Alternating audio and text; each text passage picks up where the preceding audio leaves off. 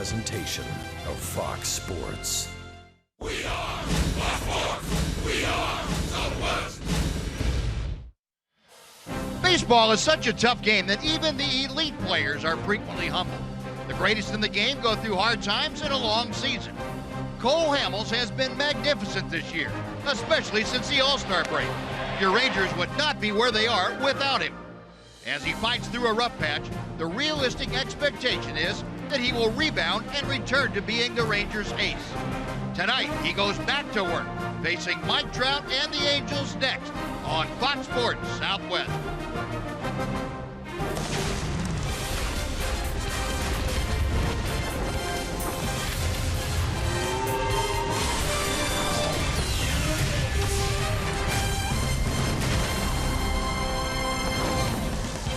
It is a beautiful evening here in Southern California. Angel Stadium in Anaheim, the site of tonight's second game of this three-game weekend series. Your Rangers being hosted by the Los Angeles Angels. And welcome in, everyone, along with Tom Grieve, Steve Busby. Glad you could join us in this Saturday night of Ranger baseball. Rangers trying to back up last night's win with a 2 in a row tonight over the Angels. And Cole Hamels on the mound tonight, Tom, trying to do what Yu Darvish did last night. Turn around a rough spot. Yeah, exactly, Buzz. You know, after the All-Star break, he was on a really good roll. He was 5-2. His ERA was about 1.5. But then he struggled in his last 2 starts. He's given up 13 unearned runs in only 6 innings. One of those starts, he was gone in the 2nd inning. Very unlike Cole Hamels. He needs to return to the 8 games right after the break where he was 5-2. Probably worked on a couple of mechanical things between starts. Coming out today, he's going to pitch against the Angels, a team that's been playing some pretty good baseball and scoring some runs. So won't be an easy game for him. He's got to be at the top of his game. Now that he does. And you know, knowing Cole Hamels, that he's going to put forth his best effort here tonight and try and get things turned around for himself and for the ball club. Well, Adrian Beltre turned one around last night, winning a ball game for the Rangers with an 8th inning solo home run. Texas Rangers baseball is presented by high-speed internet from AT&T.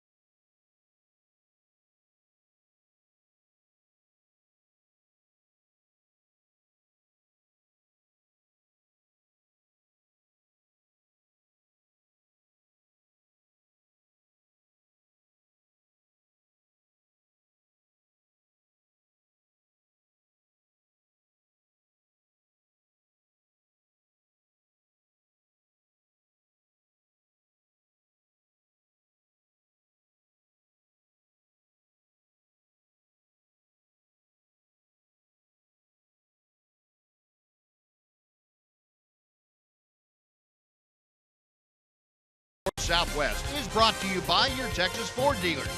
Visit your local Texas Ford dealer today for incredible deals and see why Ford is the best in Texas. By AT&T high-speed internet. Get a deal worth talking about. Get high-speed internet from AT&T. And by Southwest Airlines. Transparency, low fares, nothing to hide. Well, a beautiful evening out here on the Saturday night in Southern California. Before we get things underway in Game 2, let's check in with John Radigan. Hi, Buzz. Thanks. You guys were talking about Cole Hamels, and he's done everything he can to get back to where he belongs, but he still has that creeping doubt in his mind about whether or not he's fully back. You lose your trust in pitches, in situations. You have to get it back, and in order to really get it back, you have to be tested. As much as you throw and things are on the side, playing catch, there's no real intensity and pressure. So you can do all you want. You can try to fake it, convince yourself. But the real key and the real test is getting into the game situation and getting back to that sort of comfort level. He is just about to take that test, and if history is any indicator, Cole Hamels will likely pass that test. But we've got to wait a few more minutes before we see how he does and if his hard work, has paid off. Guys, let's get it back up to you. All right, John, thank you. We will anxiously await Cole out to the mound, but right now Tom's going to tell you about the Southwest Airlines Rangers batting order tonight. Well, Carlos Gomez is playing left field, and he's going to move up to the cleanup spot tonight. Ian Desmond is in center field, followed by Carlos Beltran. Adrian Beltre, 15 for his last 38, is the cleanup hitter. Mitch Moreland moves up into the fifth spot. Rougned Odor will have the day off. Jonathan Lucroy is the catcher. He's been hot, 385 in his last 39 at-bats. Nomar Mazar is in right field. Elvis Andrus is the shortstop. And Jurickson Profar bats ninth at second base.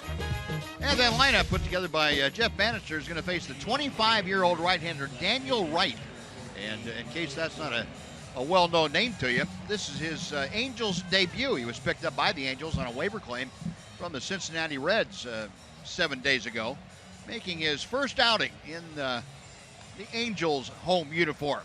All right, 2 games, 2 starts for Cincinnati earlier in the year. Spent most of the year at AAA Louisville. Right out of Tennessee and went to Arkansas State. He was a draft pick by the Reds back in 2013. So there's the breakdown. Mostly fastballs that range in the neighborhood of 90 miles an hour. A curveball, slider, and changeup. First ball is ripped. High and deep to left field. Goodbye. Carlos Gomez, first ball swinging. Welcome to the American League, Daniel Wright.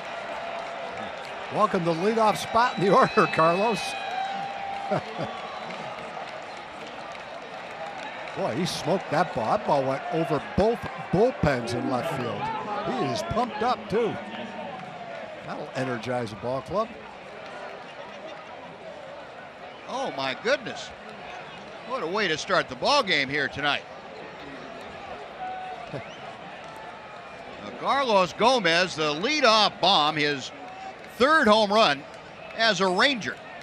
And 1 pitch in, the Rangers have a 1-0 lead. Here's Ian Desmond. Carlos making a bid to stay in that leadoff spot. Short, quick swing. That's one, as soon as it hits your bat, he knows that ball's gone. You got to sneak a peek, though, to see how far it went, don't you? I think he did. Did he? Yeah, I think he did. Right about the time he got to first base was when that thing was coming down.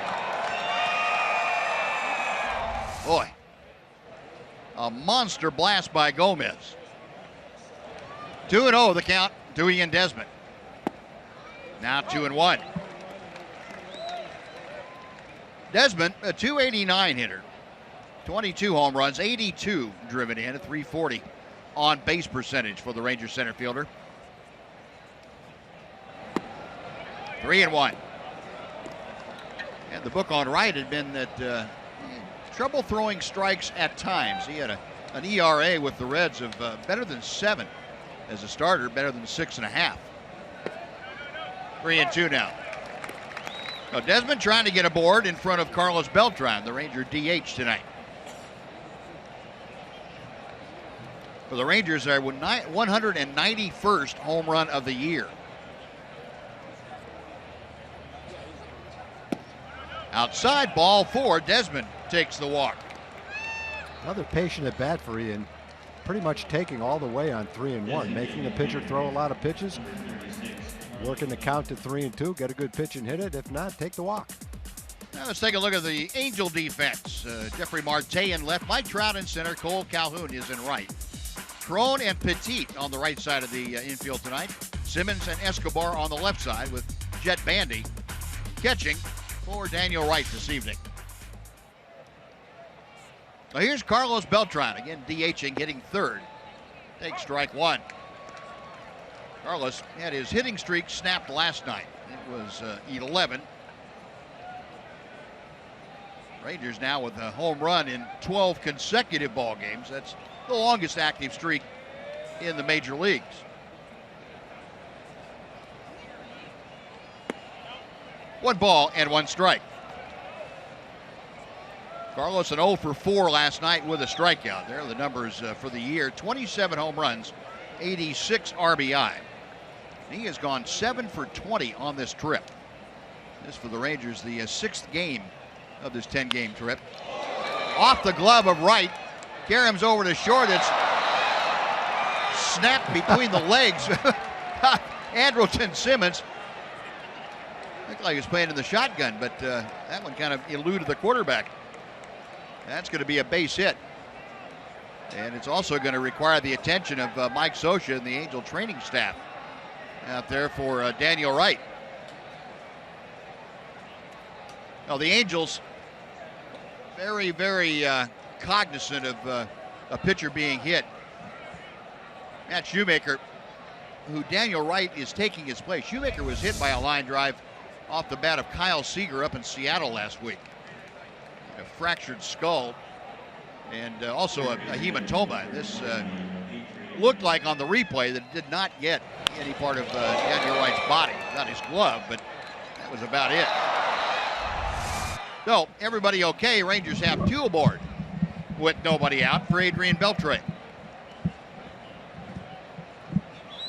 Beltre, 295 average.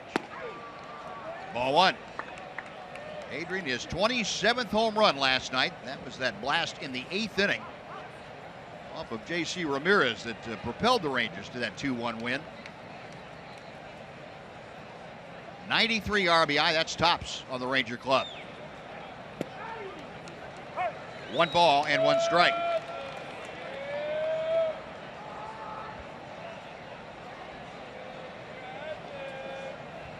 Adrian 7 out of 18 on this trip. So he and Carlos Beltre going back to back have been a potent force in the middle of that Ranger lineup. 1 ball and 2 strikes. That's kind of where it looks like Wright needs to stay with his sinker, is down at the bottom of the strike zone and try to run it in on the fists of the right-hand hitters. Not overpowering with his fastball. Going to need the movement and the command of it. Got him swinging that slow breaking ball, and Beltre is a strikeout victim. That's the first out here in the Ranger first inning.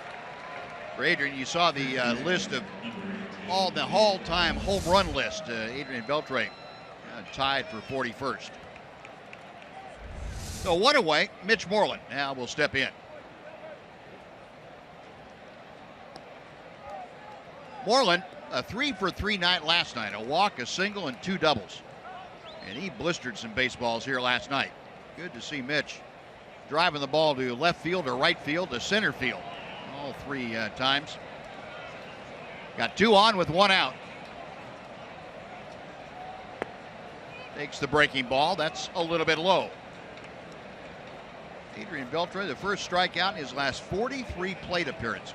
Hey, it took a pitch that he'd never seen from a pitcher he's never seen before.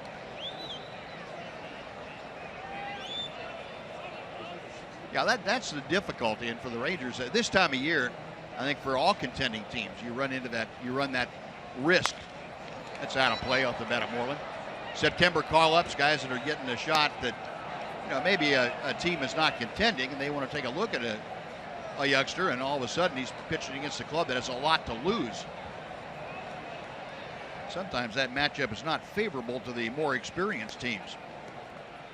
It's one thing if he throws you a slider or a sinker, you can kind of make an adjustment on the fly. But first time you see a guy's curveball, big breaking slow curveball, after only seeing the other pitches, it'll probably take till the next at bat till you get used to that. 2 balls and a strike to Mitch. Moreland in 46 games in this ballpark, a .306 lifetime hitter with 3 home runs and 15 RBI. He's got Ian Desmond out at second, Carlos Beltran at first with 1 out here in the first. 2-2.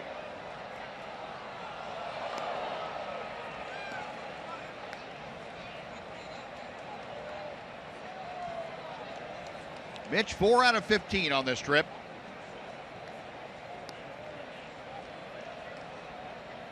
Mentioned last night the 2 doubles also had a walk in there.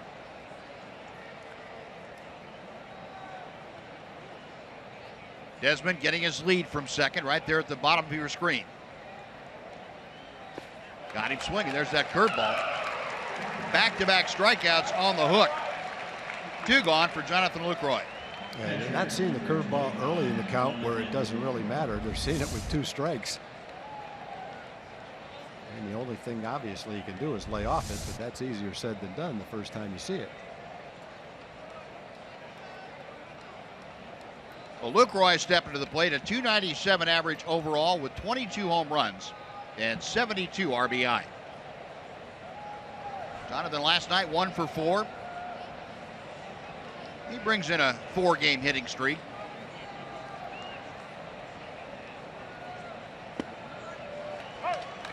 Nothing in 1.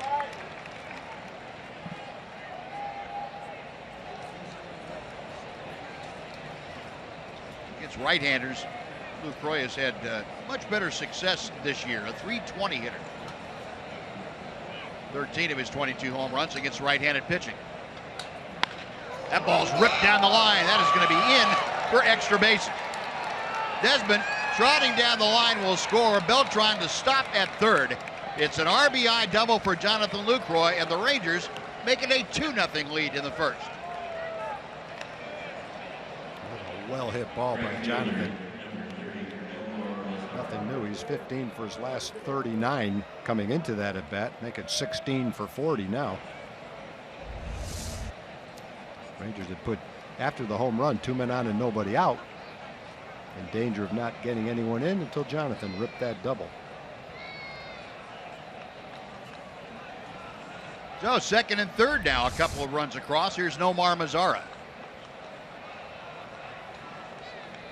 Nomar dropped down from that leadoff spot, now hitting 7th here tonight. And Jeff Bannister trying to maybe get a little more productivity out of the whole lineup. It's just not a reflection on Nomar Mazara and the job he did as a leadoff man. I think he just wanted to shake things up a little bit this afternoon. Simmons near the bag at second, throws out Mazara, and that'll do it. But Rangers put 2 on the board to get 2 runs on 3 hits and leave 2. After a half inning, Rangers 2, Angels coming up.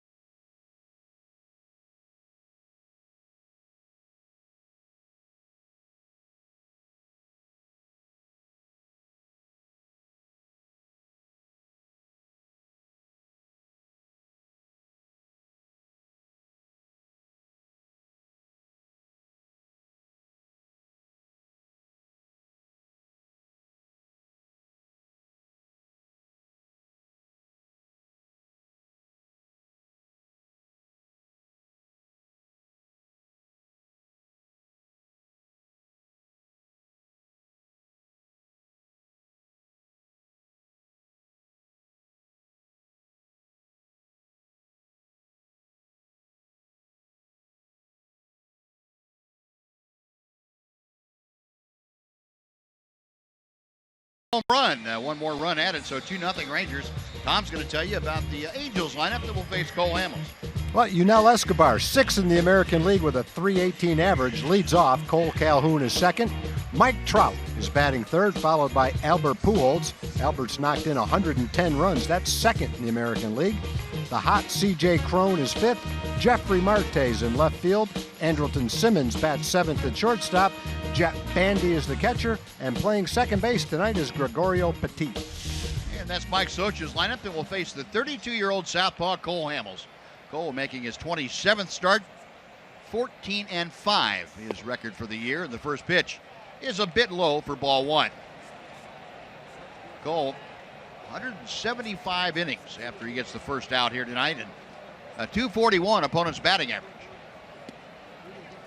Check swing, it's inside to Escobar. 2 balls, no strikes. Cole averaging just over 43% fastballs. The cut fastball, a big part of his repertoire. Curveball and changeup also figuring into the equation. And there was the aforementioned changeup on a 2-0 count. Yeah, probably a pretty good chance, pretty good opportunity to throw that changeup behind in the count. Escobar, one of those guys, doesn't strike out much, walks a little bit, 36 walks, 55 strikeouts. It's a pretty good contact hitter. Yeah, 370 on base percentage. He may not be prototypical as far as a leadoff guy, but he gets on base a lot. Yeah. Angels, as we mentioned, not a huge base stealing team. They rely on the extra base hit, especially the home run with Pujols and Trout and Calhoun and Cron. Season against the Rangers, Escobar hitting right at 300. Hamels couldn't get that changeup down. The count is full now. Escobar leading off against Hamels. He'll be followed by the right fielder, Cole Calhoun.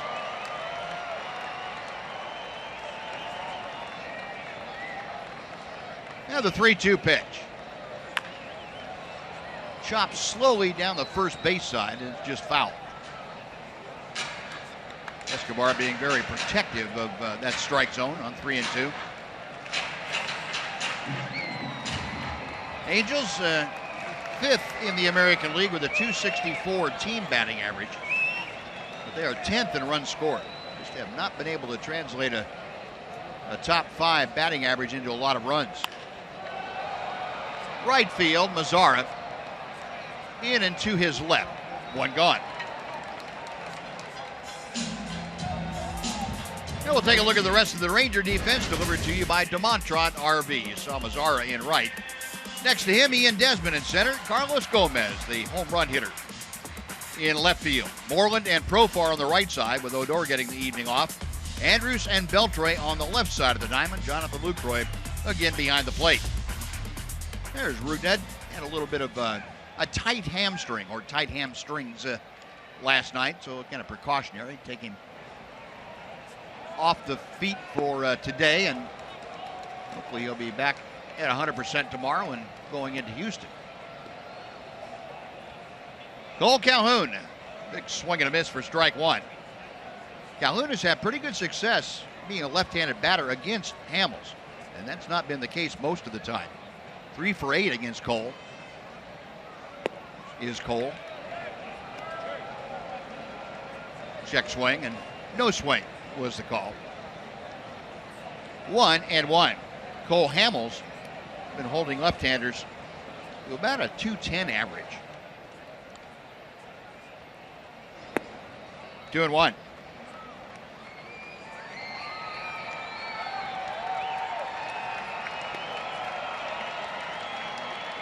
Hamels coming off his shortest outing of his career that wasn't weather-related. Moreland knocks it down, recovers, throws, gets it. Not getting upset about it. Mitch Moreland just knocked it down, calmly picked it up, and a little backhand flip to Hamels, who was there. Yeah, that's one of those balls. If you panic a little bit, then you stab at the ball, bobble it, and before you know, the guy's safe. Mitch just kind of calmly picks it up and flips it and has time to make the out. Looked like he was just doing that on one of the backfields during spring training. Yeah. What they work on. No, 2 up, 2 away. Mitch Moreland getting the assist on that one, and here's Mike Trout.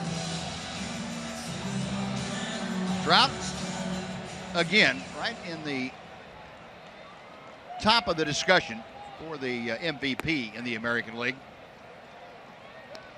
Been first or second in that MVP conversation the last 4 years, and this one will be no different. Last 14 games is hitting almost 450. There's a changeup. 1-1. Trout against Hamels just 1 for 8. Cole's been able to handle the slugger pretty well.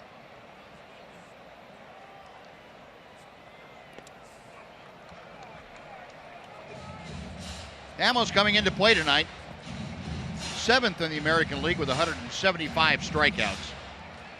ERA is 10th at 3 1/4.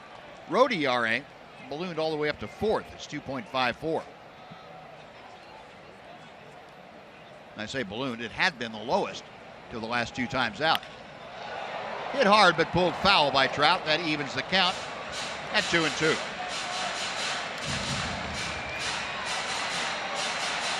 Now, talking about Cole Hamels, our Kubota power stats. Center on the left-hander. Opponents swing and miss on 27, almost 28% of the pitches seen. That's 10th highest in Major League Baseball.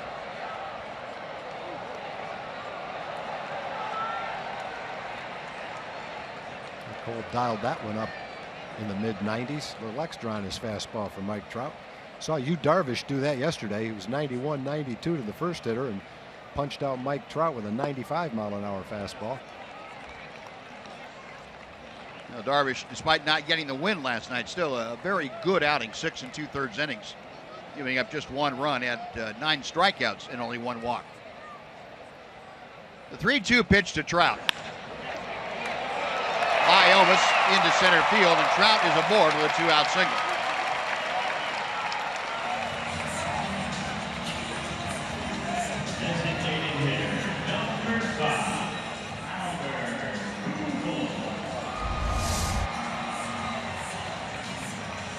Pretty good pitch, down and in. Trout didn't hit it all that well. Elvis was played over, shading him toward third base, playing the pull a little bit more than that. He hit it well enough to get it by him in the left center field. No, Trout, the first base runner against Cole Hamels tonight. Here's Albert Pujols. Hamels has handled Pujols all the time in both the National League and over here with the Angels for Pujols. It's just 6 for 32 against Cole Hamels. And that's one reason right there, that changeup. And Pujols looking for a fastball. I think every time we see that first pitch changeup, batter with a big swing way out in front of it, we say the same thing. Good choice throwing a changeup right there. He's looking for a fastball. That's the game that the pitcher plays with the hitter and the catcher. Chopper Profar behind the bag. He'll make the long throw over to Moreland, and that'll do it. No runs a hit, and 1 man left after 1. Rangers leading 2-0. Elvis Andrus will lead off when the Rangers come up in the second.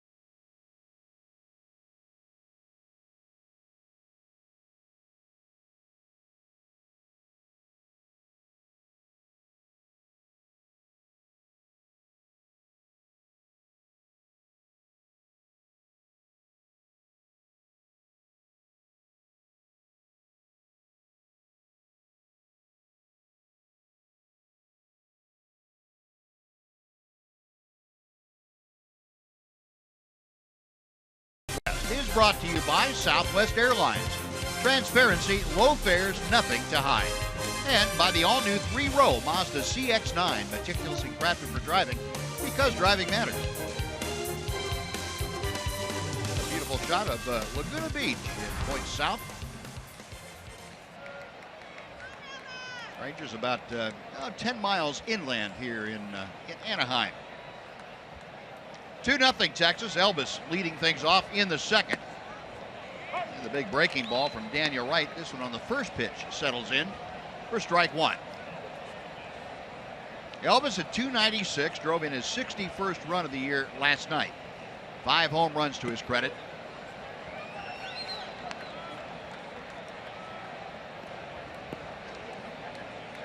Elvis on pace. Last 8 ball games, by the way, a .333 average, but Elvis on pace to have his best offensive year of his career. He lines out to center field to start the second.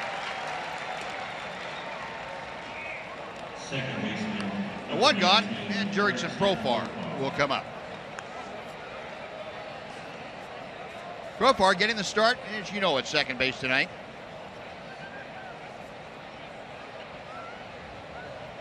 Jurickson 0 for 6 on this trip. Been pretty much relegated to pinch hitting roles and occasional defensive assignment late in the ball game. Offense has been problematic for the young switch hitter. 18 ball games now has seen him hit just 114. He's gone 5 for 44.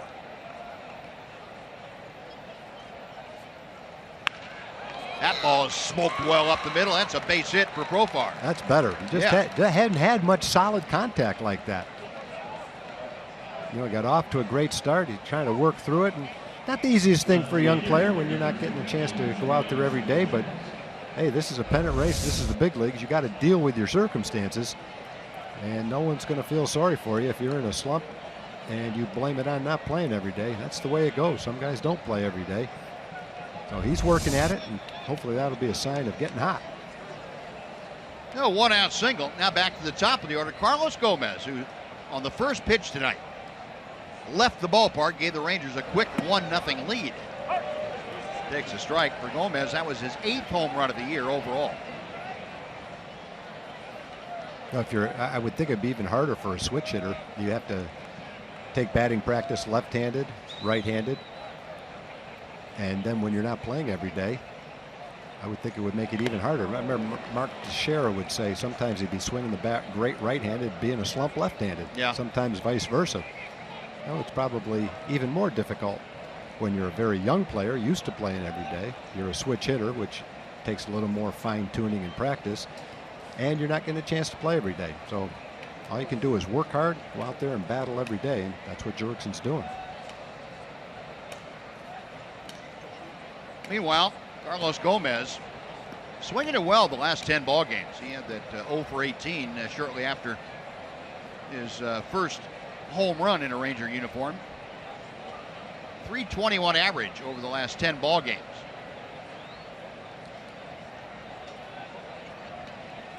Now Daniel Wright is set. He checks Profar.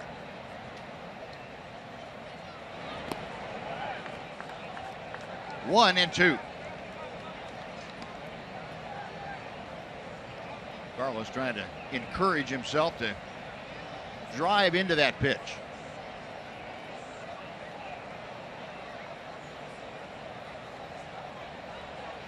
Slightly open stance for Gomez. Boy, he didn't miss that by much. That was almost 2 for 2 after 2 innings with 2 home runs. All the way to the warning track. That hanging curveball, and he made solid contact just a little bit underneath it. That's out number 2.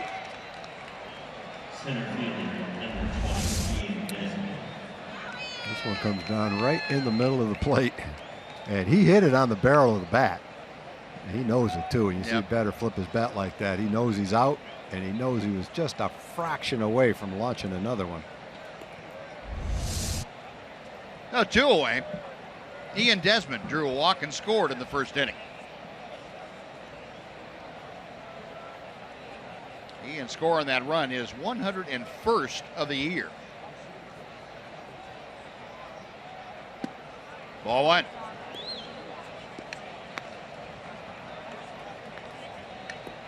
Desmond came in tied for 6th place in the American League with 100 runs scored. So momentarily anyway, he's broken that tie.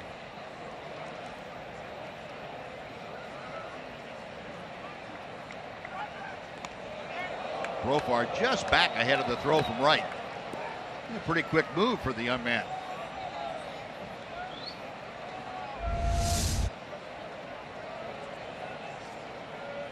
Nice throw over there, down right at the height where the first baseman can make the catch and the tag all in one time.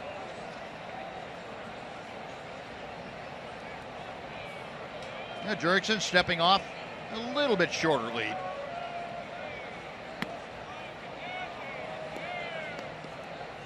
Two and nothing. Desmond with those 101 runs scored now. The most by a Ranger since 2012 when both Ian Kinsler and Josh Hamilton surpassed the century mark in runs scored.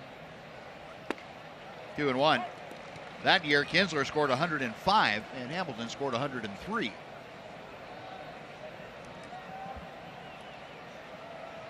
Desmond on a pretty good roll. He scored an average of 1 run a game for the last 9 ball games.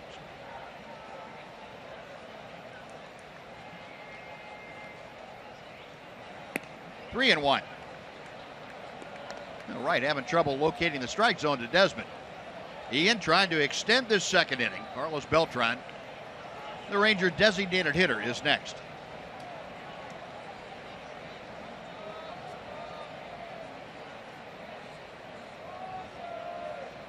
Right set, a check of Profar. 3-2. Same thing that Desmond did the first time. Yeah. Yeah. Now Ian Desmond spraying the ball around. 54 hits to the right side. That's the 8th most opposite field hits in Major League Baseball. 67 to the center. Profar on the move, 3-2 pitch. There's another one for you. Base hit to right. Profar thought about making the turn, but he stops at second, and Calhoun trying to throw behind it. And Profar is right there. Yeah, that's a good move because Calhoun's got a strong arm, and he generally hits the cutoff man. That's what happened right there. That ball probably would have gone all the way to third base on a couple bounces, but it was also a ball that could be cut off. If he'd take too wide a turn, he would have been out at second, going back to second. Too good at bats for Ian. Yeah. Taking all the way, working the count, getting to 3-2, and smoking that ball into right field.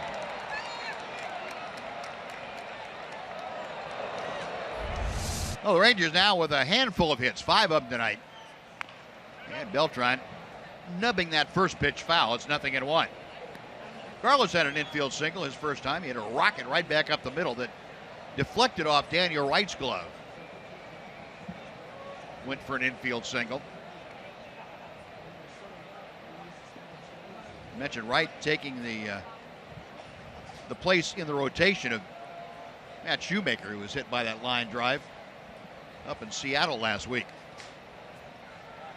I saw a note on Matt Shoemaker that said, with all the things that happened, he's okay now. He's resting comfortably at home. So it sounded like a little bit encouraged by the progress he's making. Yeah, they had to do surgery the night that occurred. As a matter of fact, it was the night that we got into Seattle, I believe, right before the series with the Mariners started. But they were able to get it in time and do what they could for him. It's foul back and out of play, a ball and 2 strikes. Carlos Beltran, his last 9 ball games, .408 hitter.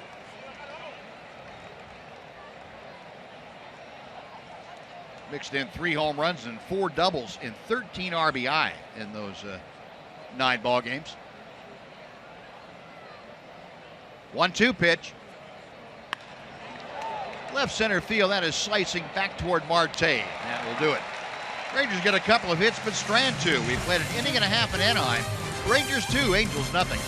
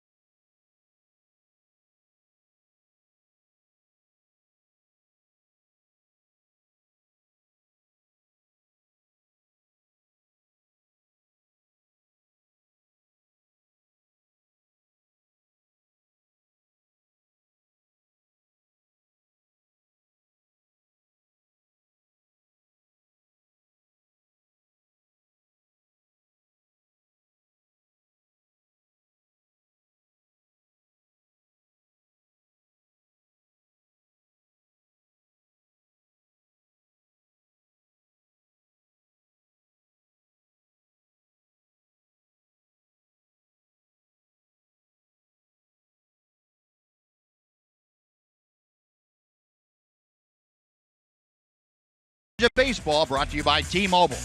Jay Happ of Toronto, 18th win of the season today against Boston, and most wins by a Blue Jay pitcher since 2008 when Roy Halladay and A.J. Burnett had 20 and 18 respectively. Chicago Cubs, 90 and 51 this year, first time since 1928 through 30 with consecutive 90-win seasons for the Cubbies. Well, C.J. Cron starting off the second inning for the Angels. It'll be Cron, Marte, and Simmons to face Cole Hamels. Off speed, and that catches the inner part of the plate. Cron, 283, having a very solid offensive year. 16 home runs, 62 RBI.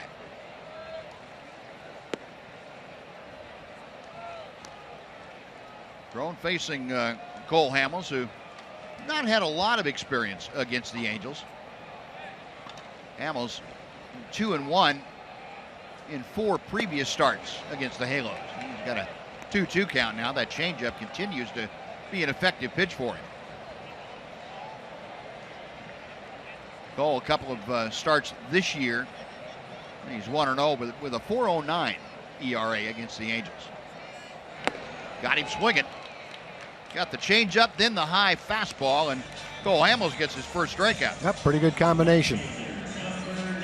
And Cron, after a slow start and some time on the disabled list, has been really hot. Knocked in 28 runs in his last 26 games. One away, base is empty for Jeffrey Marte. Cole Hamels with his 176th strikeout of the year. Softly hit up the middle. Profar has a run up his arm, but that was going to be a base hit no matter what. Marte runs well enough that Jurickson really had no play. Not a hard hit ball, kind of like the ball Trout hit. Just hit in the right direction.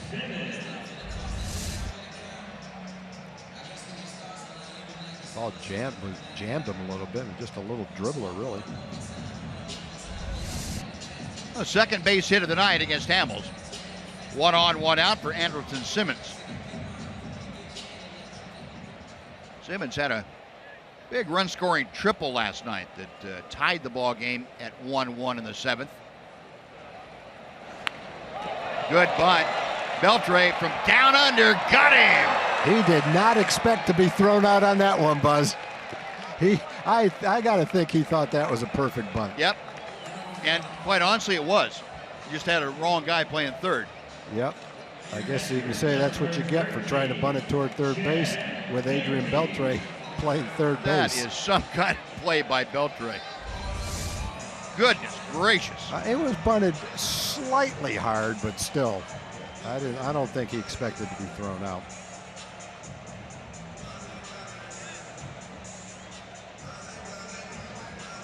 Nobody in baseball makes that play like that. Not like that. Get something on that throw from that angle. You just can't explain it. All you have to do is watch it and try to figure it out yourself. So 2 outs now. Marte at second. Jet Bandy, the catcher. A .251 hitter steps in. Bandy with 8 home runs, 24 driven in. 0-1.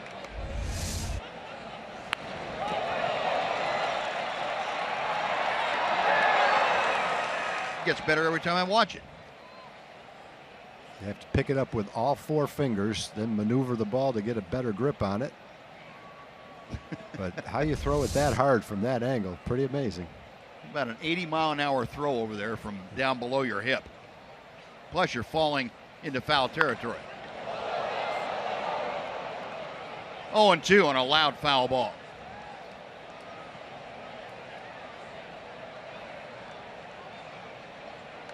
Well, he is just some kind of player, and I know I didn't really appreciate him as much as I do now until I watched him every day, and just his love for the game and his joy of going out there and playing next to Elvis and all the shenanigans they have. It's incredible to watch. Got him swinging. Hamels strikes out Bandy, and that'll do it for the Angels. No runs, a hit. Thanks to Adrian Beltre. 1 man left. After 2, 2-0 Rangers.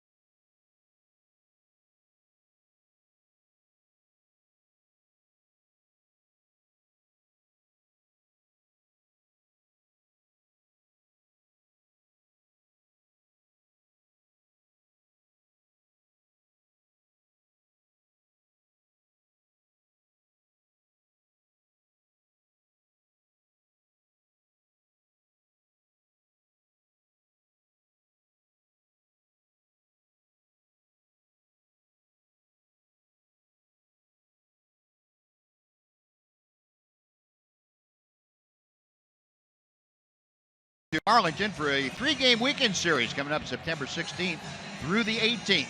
Come on out and support your Rangers on Friday, September 16th, and you can enjoy a post-game fireworks show. Just use the coupon code FIREWORKS. You can get upper-level tickets for just $14 at TexasRangers.com/specials.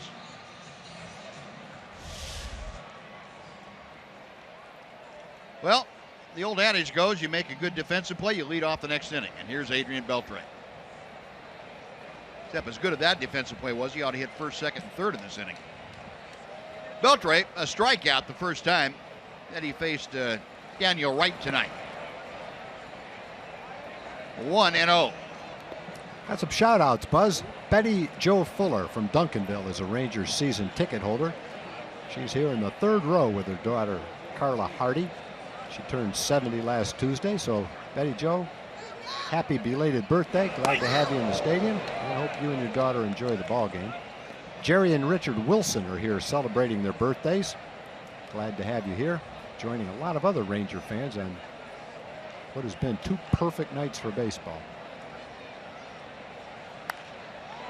Beltre pops it up on the right side of the diamond.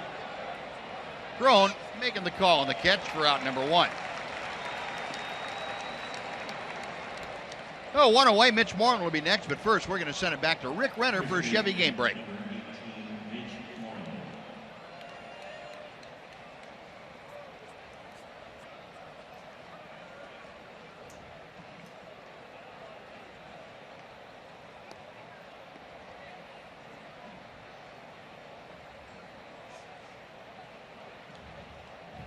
All right, Rick, thank you. Well, without knowing the details, that would seem to be a mini controversy. You never know. And you mentioned that to me, what was going on between innings. I had forgotten he's been battling a blister problem. Yeah. And I've got to think that the Dodgers are looking toward the playoffs and a postseason berth. And normally that is something that wouldn't happen. You take a guy out with a shot at a perfect game. But in the Dodgers case, I think this is only the second time that he has started blister-free. So I would imagine that has a lot to do with the decision. I think it probably did, Buzz. You're exactly right. Dodgers right now enjoy a fairly good lead, a 4-game lead over San Francisco, and he could be one of their best pitchers in the postseason if he's healthy enough to pitch. So they weren't taking any chances. I would think under normal circumstances, you go to a guy that's throwing a perfect game after 7 years, How you you're feel? Coming out. You're going to be a fight. Yeah. If you said no, you're coming a out. Fight of the just for asking me. Well, 2 outs, and here's Jonathan Lucroy, who had the RBI double that capped off the 2-run first. Well, Lucroy now hitting at .299 for the year.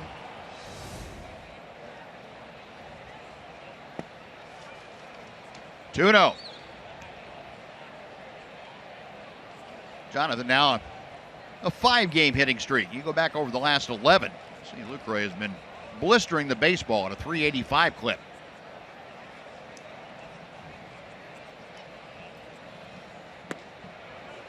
Checked his swing. It's a strike anyway. Lucroy, a member of the Rangers since August 1st. That was their trading deadline. First game was August 2nd. And he has had an impact both with the glove and with his bat. 2-2.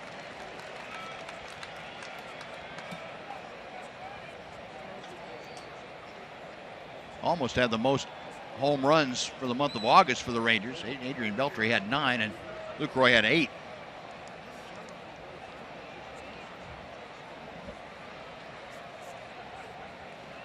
Full count. Well, Lucroy trying to get aboard to extend this 3rd inning.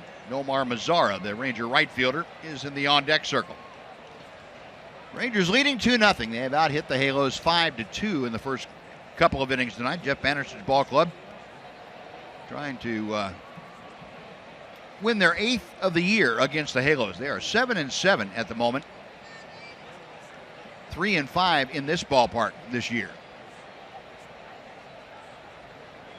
Payoff pitch. High and deep down the left field line. It is hooking into the corner. Marte runs out of room. That ball was very close to being a fair ball. Sure was.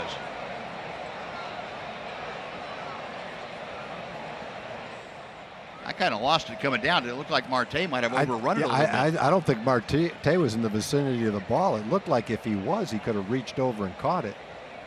It only went a row or two back. Let's take a look. He goes to the wall there. The ball's going to end up behind him. Yeah, you're right. Oh, it never hit in the stands. It was almost a fair ball for a ground rule double. No wonder I didn't see it land. I saw Jeffrey Marte get turned around last night on Mitch Moreland's double.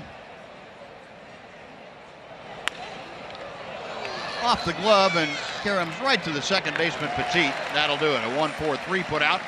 Rangers go quietly and in order in the third after 2.5. Rangers 2, Halos nothing.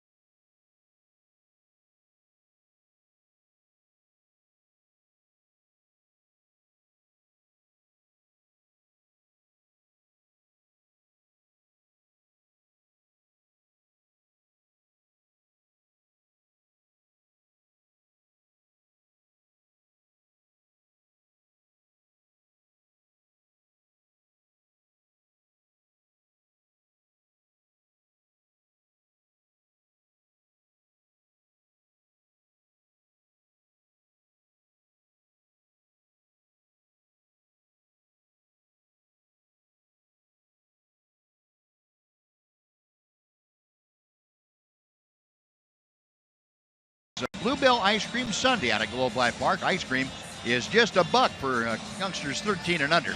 Come on out and support your Rangers. They host the Oakland A's that afternoon. Find your tickets for September the 18th at TexasRangers.com, or you can call 972-RANGERS if you prefer. A couple of the multitude of Ranger fans here at Angel Stadium. Cole Hamels to work here in the bottom of the third inning. Gregorio Petit, the number 9 hitter, is first. Then back to the top of the order, Escobar and Calhoun. Hamels missing just outside. 2-0. Petit, a .258 average. Couple of home runs, 15 driven in. 3-0. Hamels has not walked a hitter tonight. He's given up just the 2 base hits. Couple of strikeouts.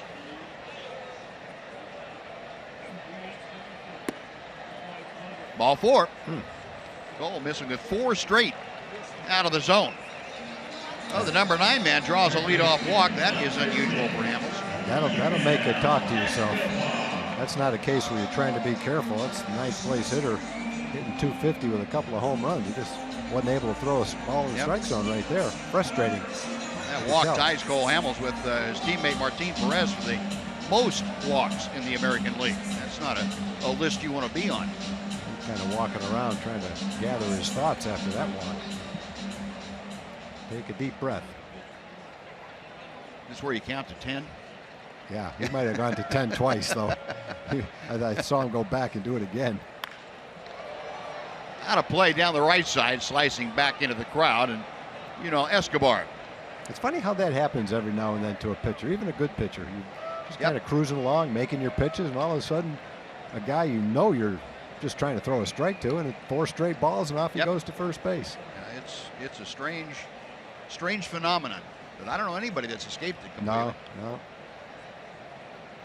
Well, Escobar flied to right as he led the game off for the Angels tonight. 1 ball and 1 strike. Escobar, 29% of the time now that he's had an opportunity to ground into a double play, he has. And Cole Hamels this year has induced 16 of them.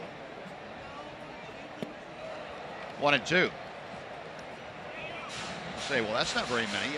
For Cole Hamels, it has been. That's only 3 short of the most that Cole Hamels has ever had behind him in 1 year. Martin Perez, of course, the magician out there with a double play ball, 35 of them this season. 1-2 pitch.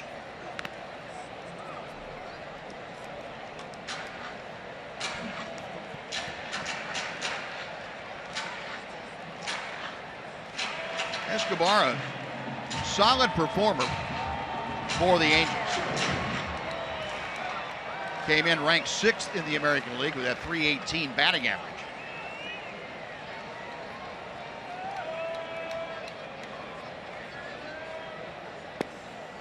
A little bit low, 2-2. Since the start of 2015, Escobar has hit .316. That leads all Major League third basemen, ranks 5th in the majors overall. See, with 2 strikes, he's not an automatic out either. There goes Petit. The pitch is inside. The throw is low. And Gregorio Petit swipes second base. No chance for Jonathan Lucroy. Petit had a huge jump. That's his first stolen base, so it's just a case of, I think Cole just makes up his mind and assumes he's not going to go, and Petit keeping an eye on him, felt like he had a pretty good jump, and a little bit of a leg kick, he's home free. Now Cole Hamels giving up 22 stolen bases, the most in the American League, behind Ubaldo Jimenez with the Orioles. 3-2 pitch. Lost him. Back-to-back walks.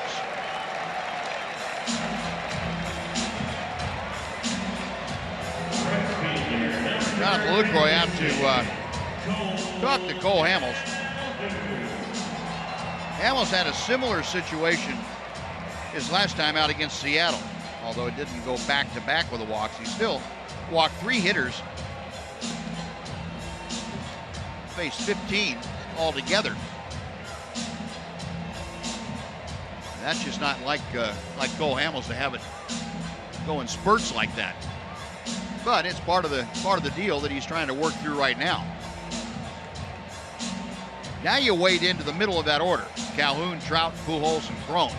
Yeah, and sometimes when you walk the 2 guys, that was not a good time to walk 2 guys for the reason you just mentioned, Buzz. Now, if you walk Pujols and Cron and then face the 6, 7, and 8, 9 hitters, that's one thing. But right now you're really looking for a double play ball. Well, Calhoun hit a tapper to the right side his first time up there. And the breaking ball hangs inside to it.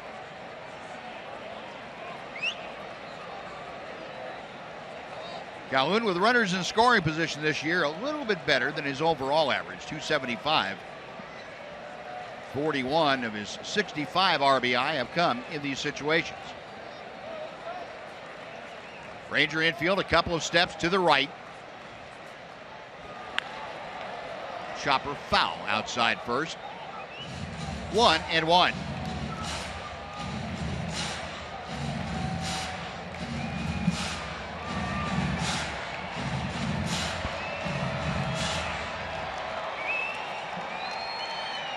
Calhoun checking with Ron Renicky down there at third, the third base coach. Ranger infield with that shift around. Adrian Beltre, though, has to stay reasonably close to third base. Got the runner Petit at second.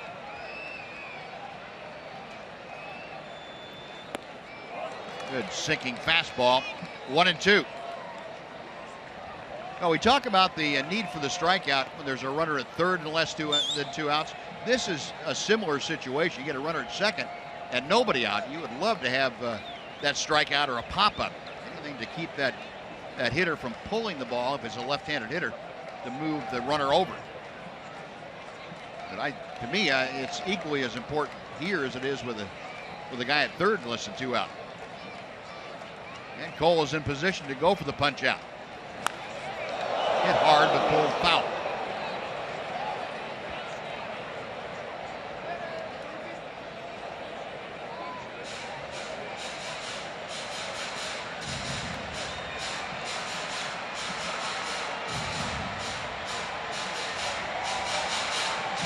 No, Jonathan Lucroy flashing the signs out in front of home plate. Defensive assignments. Cole Hamels getting set for his 46th pitch of the night. Got nobody out here in the third inning. Back-to-back walks opening up the frame.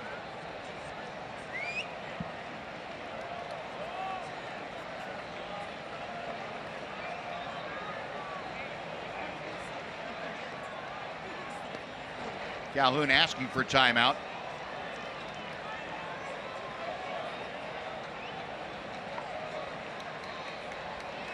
Now the burly right fielder back in there.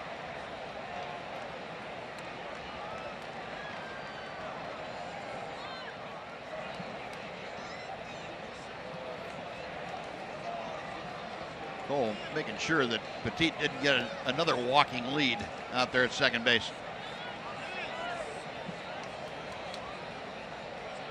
See, twilight is descending on Angel Stadium.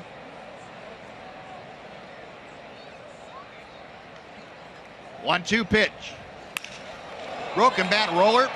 Profar. Andrews. Back to Moreland, not in time. Now the broken bat took enough steam off the ground ball. Rangers not able to turn it. And Jeff Bannister, Rangers skipper, at the top steps in. Hang on here a second.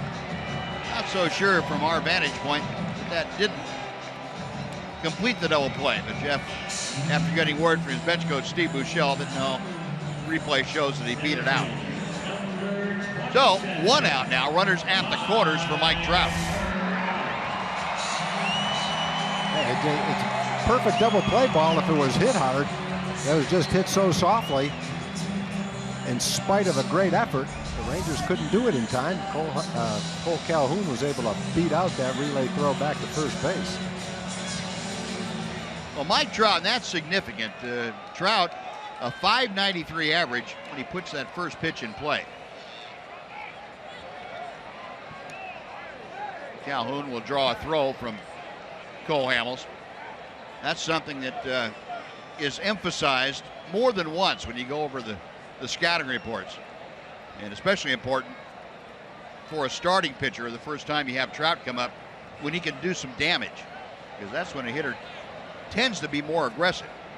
And he feels like he has the pitcher on the ropes and wants to be very aggressive against him. And this would be one of those situations for Trout. Trout's only hit into 4 double plays. He's obviously not an easy guy to double up. Got Petit at third, Calhoun at first base.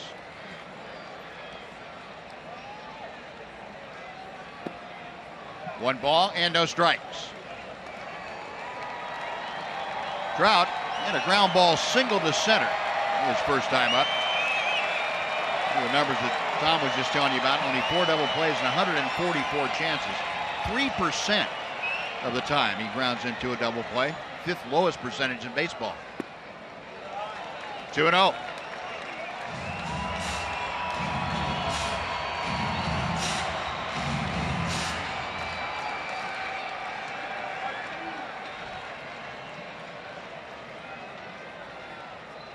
Hamels studying the signs as he leans in. That's outside. 3 balls and no strikes.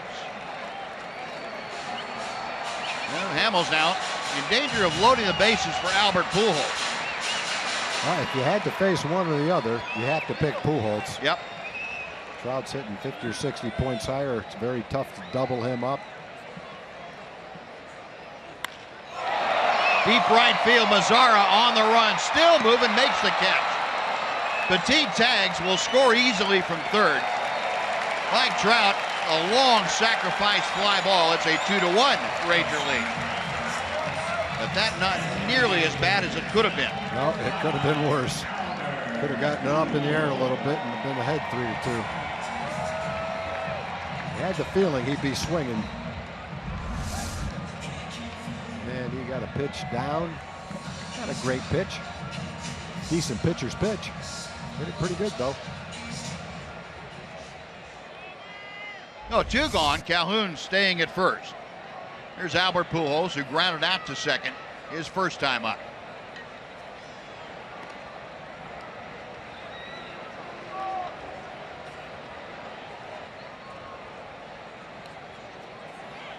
.268 season average for Pujols. Calhoun, in case you're thinking about it, just 2 stolen bases in 5 attempts this year. A strike to the inner corner.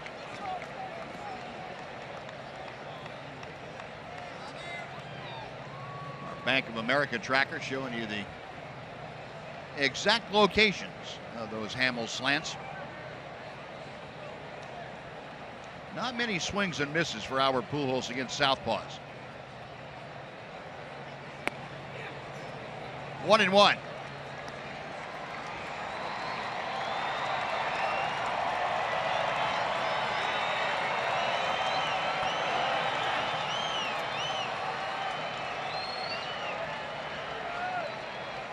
Cole Hamels fighting himself here in the 3rd inning.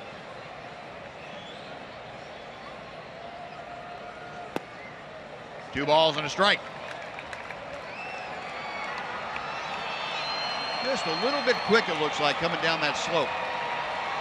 Cole Hamels trying to make the adjustments on the fly, and a lot of times that's not an easy adjustment to make.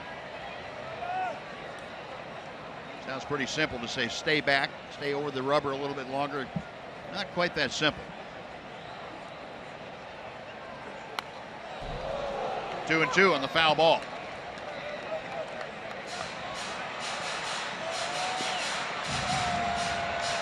Pujols up there to swing the bat. Not had a walk in 77 plate appearances. He's muttering to himself a little bit. I think that last pitch was one that he felt he should have done more with than just foul off. Rangers have the overshift on the infield, 3 players on the left side of the diamond. Call strike 3. Great pitch. Hamels got that one exactly where he wanted, and Pujols is gone. A run on no hits. They leave 1 after the 2 walks. And 2-1 Rangers after 3. Now let's go to Aaron Hardigan in our Rooms to Go lounge.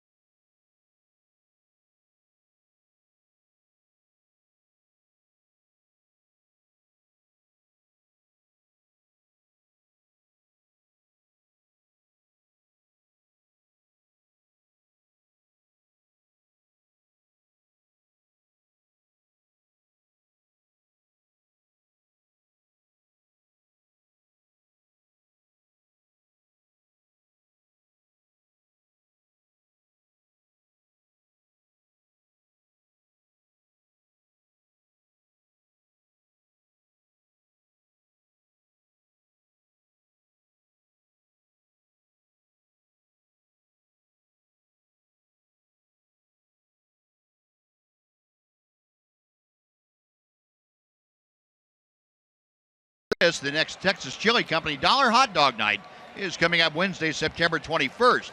These Angels are in town to play the Rangers. You can head on out to the ballpark early and enjoy all the hot dogs you can eat for just $1 each. Get your tickets today at TexasRangers.com, or you can call 972-RANGERS.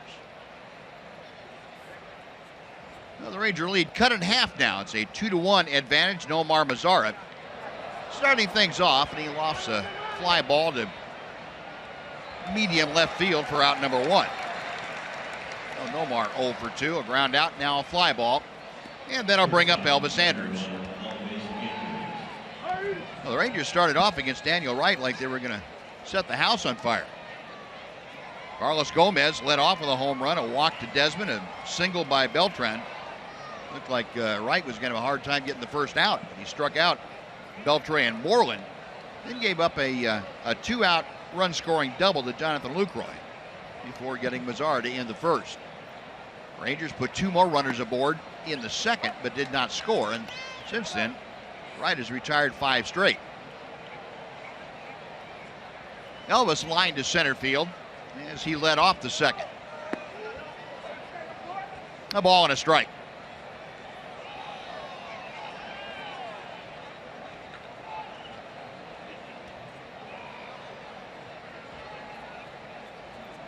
Daniel Wright back to the plate.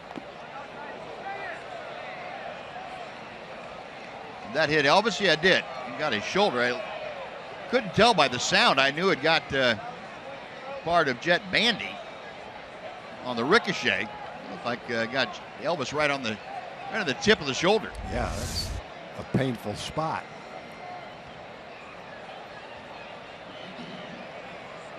I thought it hit him in the arm. Yeah, it did. Didn't it? He was past his arm. Let's see from here. Hard to tell.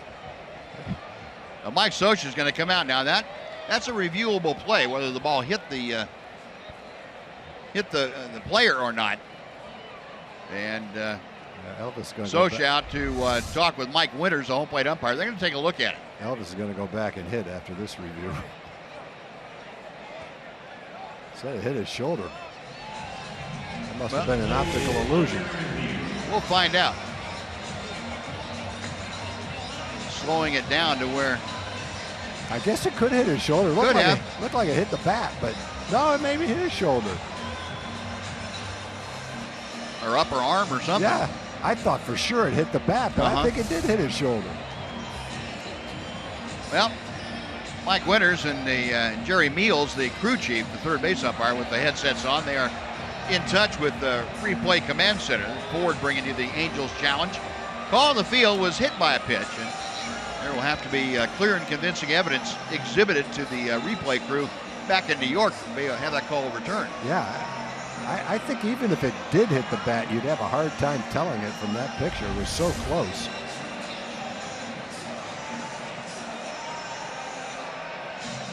I don't know.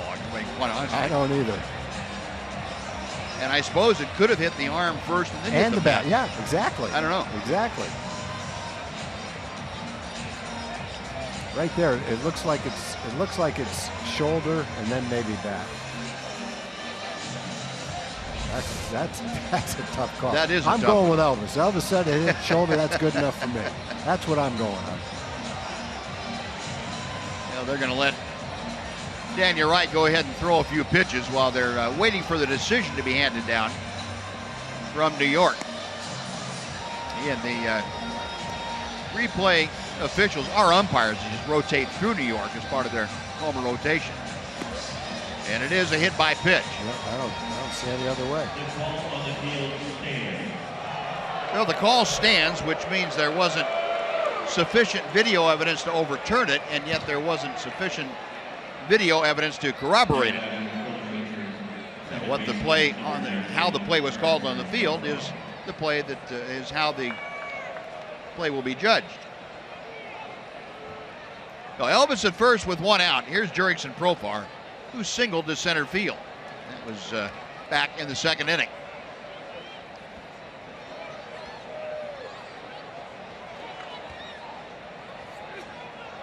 We understand that statistically, That is the most difficult call to have overturned. I can see why. Even with the incredible camera work that we get, it's very difficult to tell when the ball changes direction, whether it hits the bat, ticks the shoulder. Just very difficult. There were the breakdowns of all the reviews.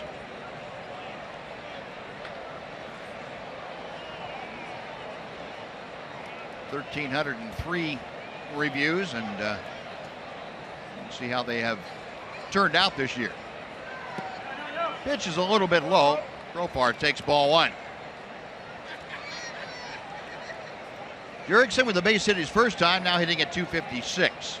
Checking with Spike Owen down there at third. The Angels overshift the infield. See Simmons and Petit well over on the first base side of second. The bunt is down. Pretty good one. Wright throws to first in time to get Profar. A little bit harder, and Jurickson would have had a base hit. Yeah, a little bit harder, a little bit more toward third base. Gave the pitcher a little too much of a shot at it. A pretty good idea for Jurickson, but execution not quite where he needed it. Needed to hug the line a little bit more. The official scorer very charitably going to give him a sacrifice bunt on the play. That seems like that always goes the hitter's way. Even though everybody in the ballpark knows he wasn't trying to sacrifice him. Yeah, it'd be the same with Simmons. Drag bunted with a man on first and one out. Beautiful play that Beltre made. No, 2 outs now. Back to the top of the order, Carlos Gomez. 1 for 2 with that leadoff home run. That ball is hit well to center field. Trout retreating. Track. Wall. Leaps. Goodbye. Carlos Gomez, a 2-run blast. The Rangers lead it 4-1. His second of the night.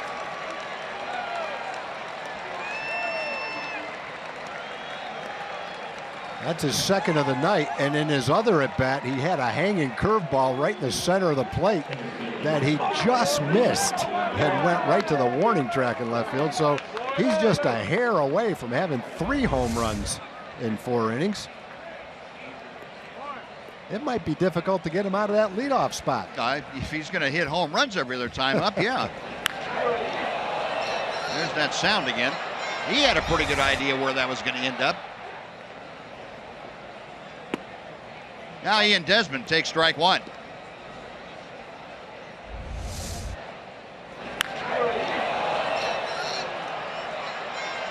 Headed toward the rock garden.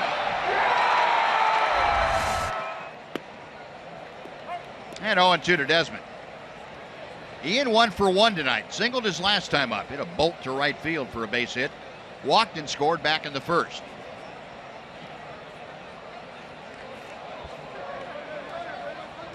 The Rangers with 2 Carlos Gomez home runs tonight, now 192 for the year. We're tied for 4th place in the American League for team home runs coming into play.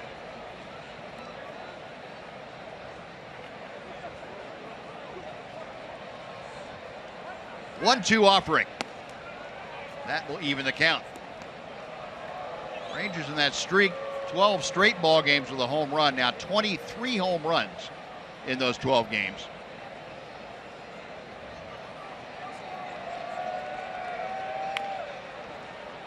Ian waited on that curveball. Now the 3rd time through the lineup, see guys having better swings at the curveball. Yeah. May not make great contact yet, but they've seen it a few times. It's a big enough curveball that it presents a problem the first time you see it. Simmons, the shortstop, gobbles it up. And that'll do it for the Rangers. But Carlos Gomez with his 2nd home run of the night, a 2-run blast into the night. 3.5 in the books, 4-1 Rangers.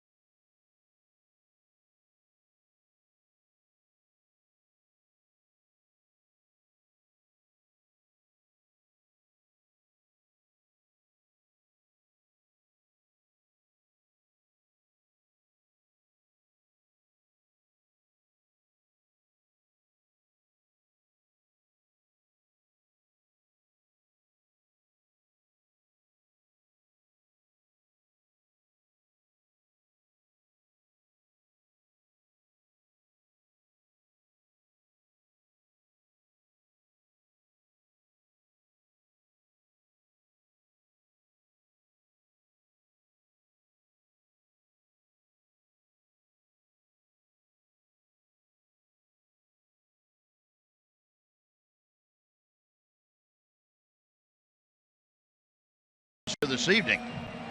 2 swings of the bat. He has given the Rangers 3 of their 4 runs on the scoreboard. He kind of likes the leadoff spot. C.J. Cron leading off, and Cole Hamels trying to get back into the strike zone. He does on the first pitch. 0-1. Cole Hamels had a little difficult time in the 3rd inning. And 55 pitches, you can see how they break down. Changeups and fastballs. Going to be a tough play for Beltre on the run. And Adrian throws out Cron. I would say it's a Baltimore chop, but we're on the wrong coast.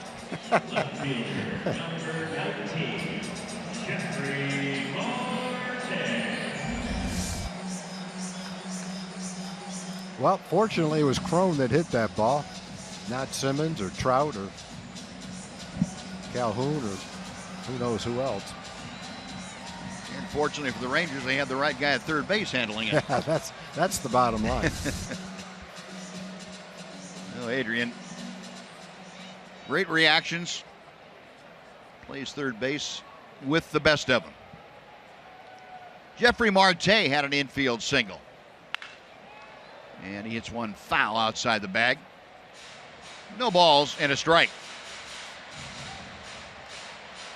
Marte with that base hit now up to 266 for his season average.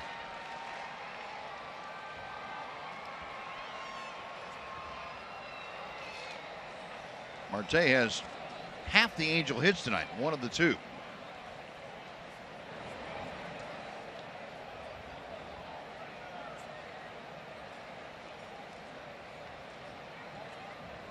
Hamels not able to agree with Jonathan Lucroy on the next pitch.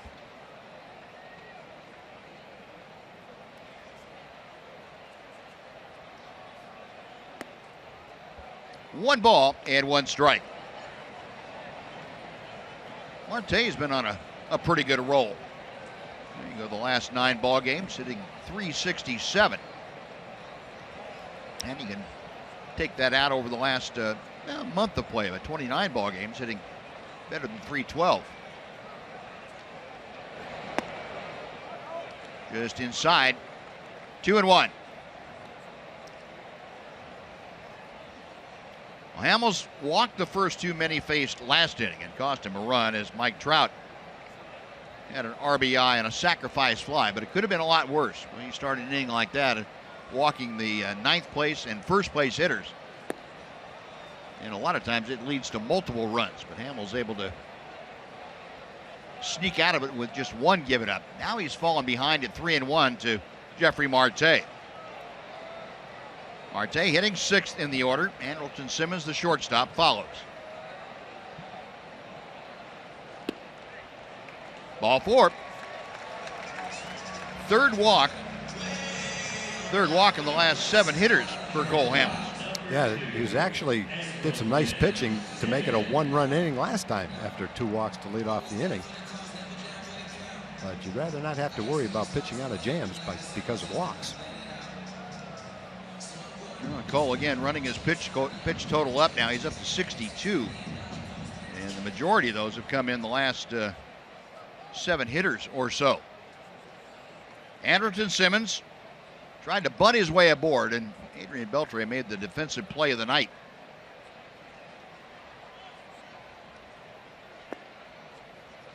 One ball and no strikes. Cole's thrown 63 pitches, 34 strikes, 29 balls, and you can tell he's a little bit frustrated, fighting himself a little bit out there, trying to find it.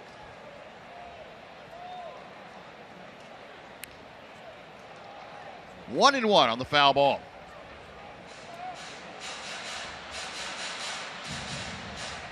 Simmons puts the ball in play a lot, as that stat will show you. 53, better than 53% of the time.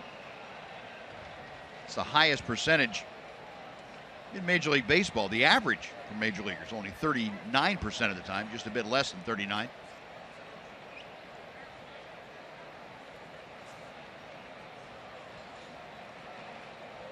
Couple that with a guy who's recognized as probably the best defensive shortstop, if not the best defensive infielder in baseball. You've got a pretty good player.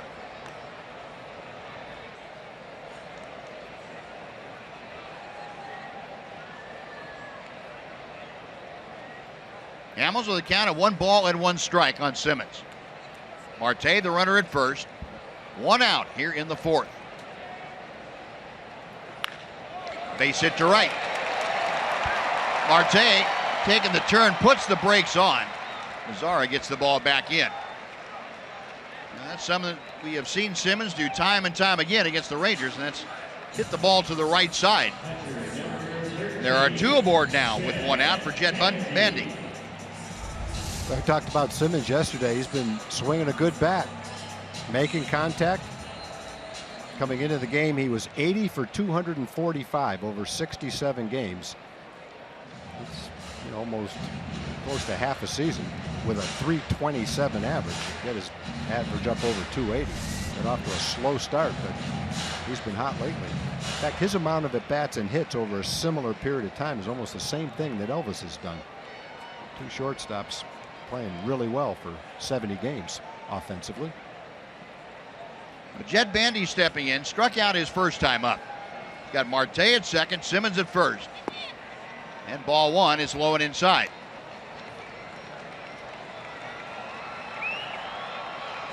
And Cole's going to have a little chat with Jonathan Lucroy.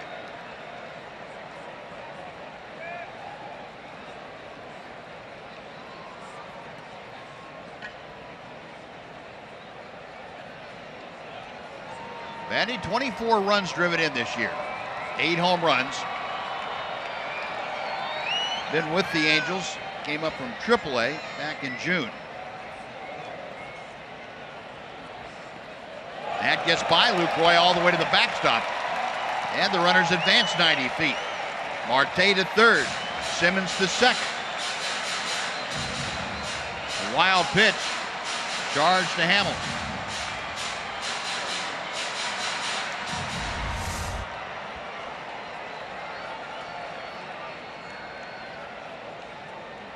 Looked like a changeup that he buried down there.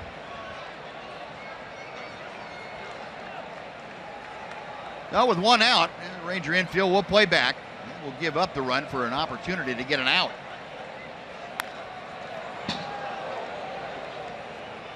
Two balls and a strike. Bandy, not a lot of opportunities this year, but 7 of the 9 times that he's had a chance, the runner at third and less than 2 out, he has gotten the runner home. He's got Jeffrey Marte, at third base. Andrelton Simmons at second.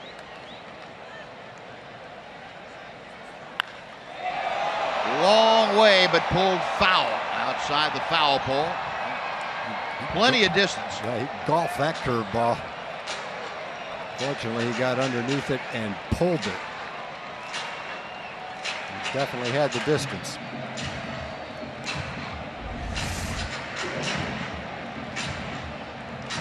That one didn't get in or down as far as Cole wanted it. Fortunately, Bandy just was a little bit early on it.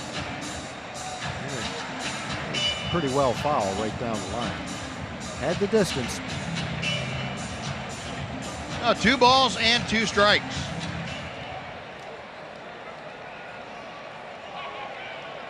Bandy back in there. Infield, a couple of steps to the left for him. Outfield, deep and to the left. Low and inside. 3 balls, 2 strikes. Now Bandy with a full count now. He is the number 8 hitter. Gregorio Petit is in the on-deck circle.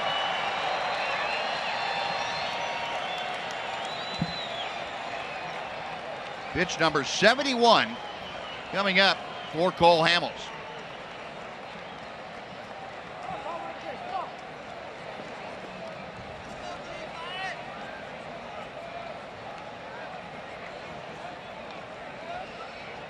Jonathan Lucroy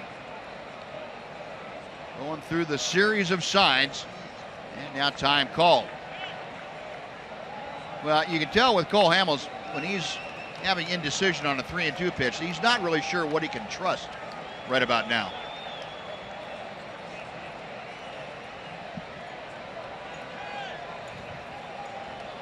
And now they're together. 3-2 on the way. That's going to get the run home. Profar will throw out Bandy. In to score, Jeffrey Marte on to third, Andrelton Simmons. A run across makes it a 4-2 Ranger lead. They're now 2 out for Gregorio Petit. You hate to give up a run, but under the circumstances, as hard as that ball was hit, fortunately, get one out of it.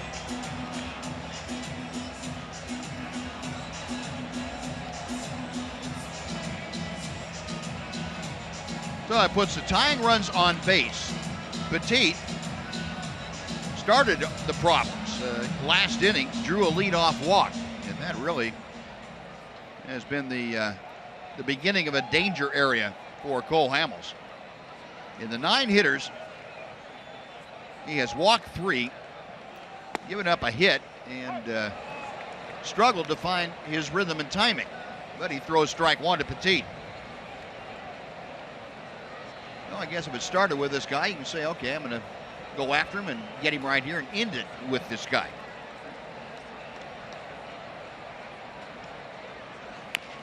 Right back to the mound. There you go, Cole. Flip on to Moreland. That'll do it. The Angels get a run on a hit and a walk. They strand one. After 4, Rangers 4, Angels 2.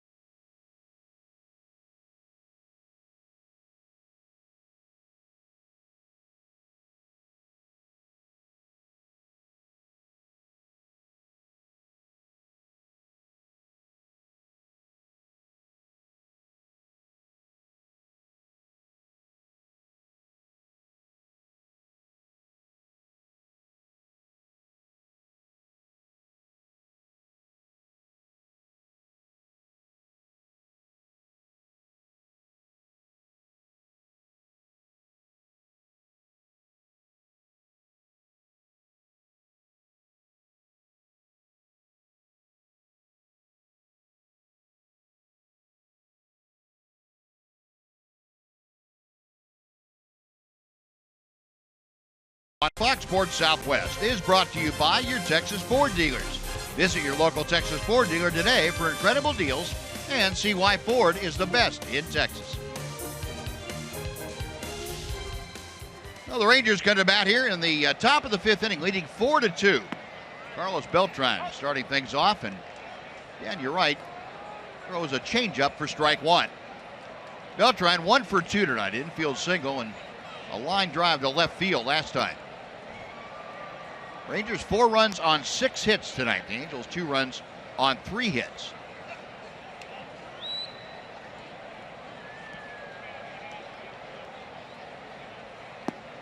Pitch outside, 2-1 to Beltre.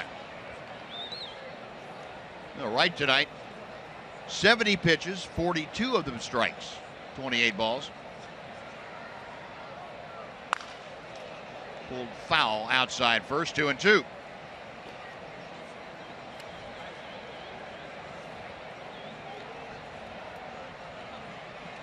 Carlos getting a new bat as that last one took a beating on that foul ball.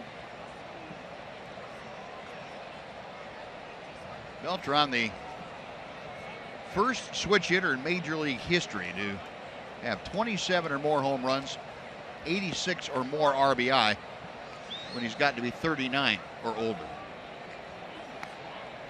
Just amazing.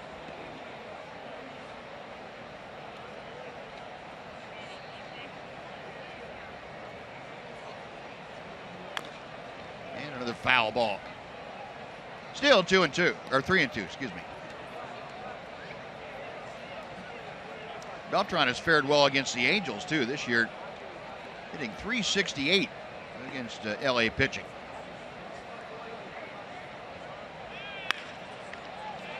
Petit, ball coming up nicely for him, throws out Beltre. That is out number 1. Adrian Beltre will follow.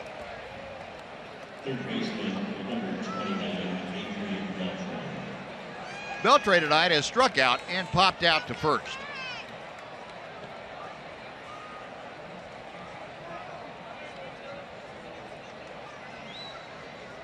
Average currently at .293.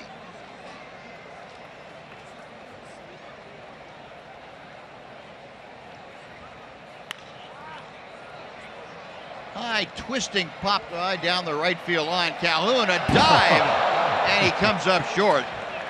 Oh, he went face first into that track. I don't think the Rangers have played the Angels very often, where at least once in the game, Calhoun hasn't given it an all-out dive like that. One thing to dive on the grass, a little bit tougher to dive like that onto the warning track. I think he's got a little bit of a goatee. No, not now he doesn't. He used to. Might have cushioned the blow of his chin onto the warning track. You got a few scrapes to show off after that dive. 1 out. An 0-1 count to Beltre.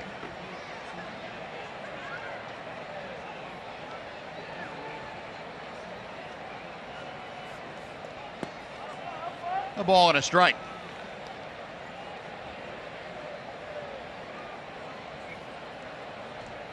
Adrian Beltre coming into play tonight had the highest average that he has had entering a game since the 1st of May. That's the last time that he was hitting more than 300. 301 last night. Adrian Beltre off J.C. Ramirez. A low line drive, and if you heard Adrian after the game last night, he said, I didn't think that was going out. So this ballpark, you really have to put a jolt into one. He didn't think he'd gotten that one. Thrown reaching over the railing to bring that one back. 2 gone.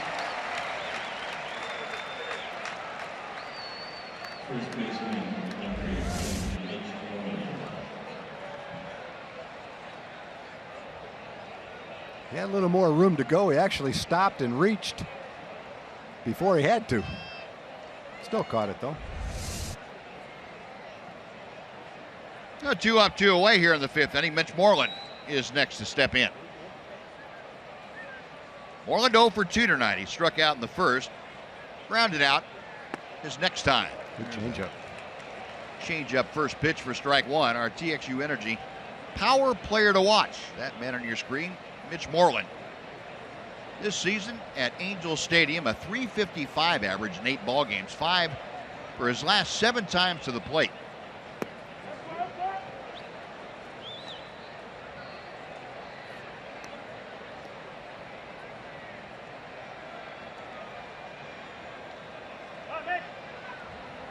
Angels into an overshift on the infield against Moreland. And Mitch chops it foul off of that protective screen in front of the Ranger dugout. Good look at the defensive alignment for the Angels with Simmons, the shortstop, a good 5 or 6 steps on the first base side of second. Escobar, the third baseman, just about halfway between second and third. Mitch able to check his swing. Did that hit him? Apparently it did. Boy, must have hit his foot. Well, Mitch just staying right there and had that that breaking ball coming right into him, and he just took it off the shoe top. It's been pretty popular the last couple of weeks. Both teams, Rangers and their opponent. Yeah, there it is, right off the toe. The literal back foot breaking ball.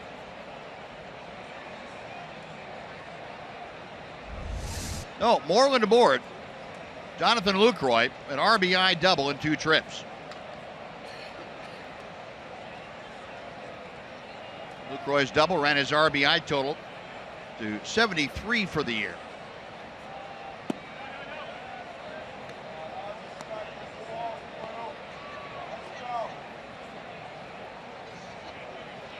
73 runs driven in, his second highest yearly total in his career. 82 was his max when he was with Milwaukee. 2 balls, no strikes.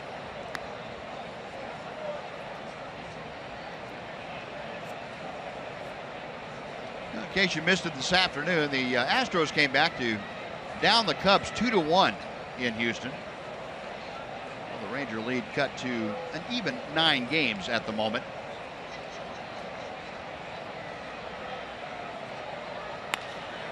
That ball's well hit to left field. Marte started in, now has to retreat.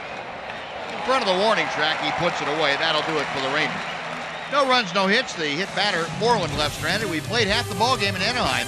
Rangers by 2.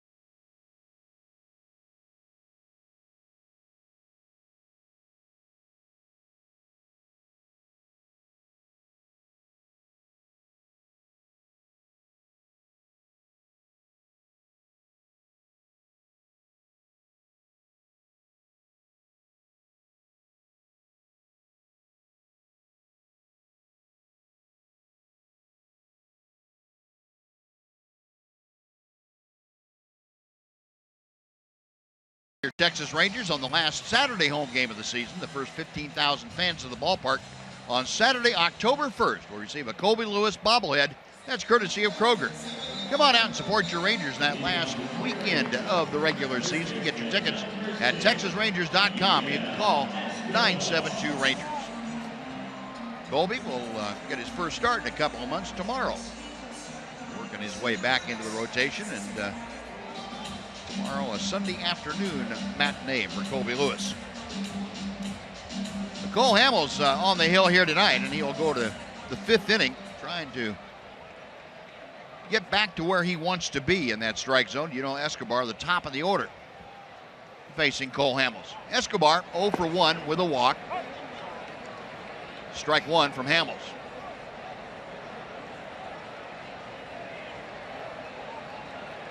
Angels have just 3 hits against Cole tonight, and also 3 walks. Right on the fist, Beltre from down under. Did he get him? No, he did not. Escobar able to leg that one out. What an effort, though, again by Beltre. That was even better than the other one.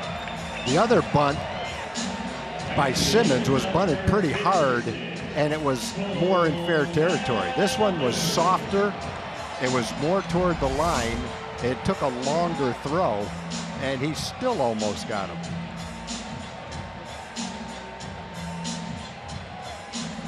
Boy. Jeff Bannister waiting to see what the results are from upstairs, with Anna Brenner and Bobby Jones looking at the replays. You can judge for yourself, though. It looked like the foot impacted the bag just before the ball hit the back of the glove. Boy, that's 2 plays like that. Not even halfway through the game. Well, Escobar, an infield single. 1 on, nobody out. Cole Calhoun 0 for 2 steps in. There's a good curveball.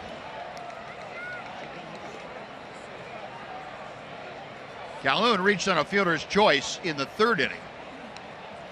Grounded out to first in the first.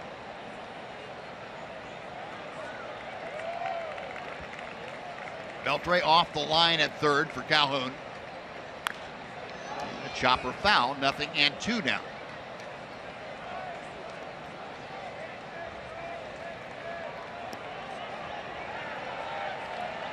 Calhoun had a 1-for-4 night last night. Coming off a year last year that saw him clout 26 home runs. That's a career high. He's put 16 on the board this year.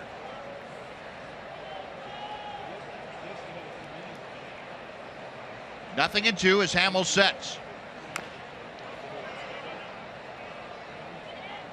Chopped right down at the feet of Calhoun.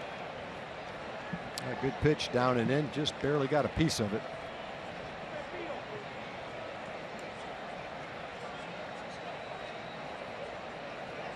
Yeah, at first look this inning, it looks like Cole is back to where he wants to be mechanically, as far as how he's throwing the ball.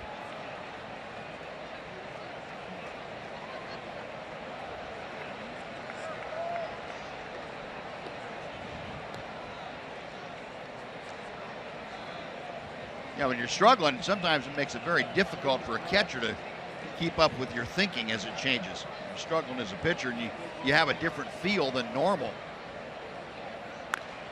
And a foul. He's keeping it in there. He's getting to swing at it. Yep. Probably not a strike, but he's getting the ball in where he wants to.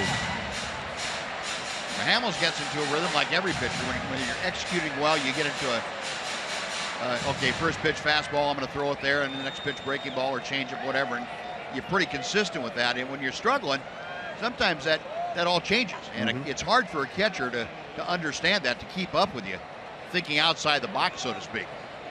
And you see a few more delays in the agreement on the signs. Yes. Field down to third. He went around, and that is strike three. Calhoun called out by third base umpire Jerry Meals. Yeah, he made the curveball where he wanted it, down and away, kept it down. There's no way Calhoun could get a piece of it. You just hope he swung at it, and he did. Got the call. A fourth strikeout for Hamels tonight. One out now, one on for Mike Trout. Trout 1 for 1, a first inning single, a sacrifice fly in the third inning, driving in his 89th run of the year.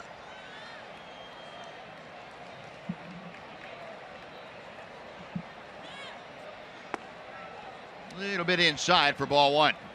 Was it? Mike Trout tonight has seen 6 fastballs, 5 changeups, and 1 curveball.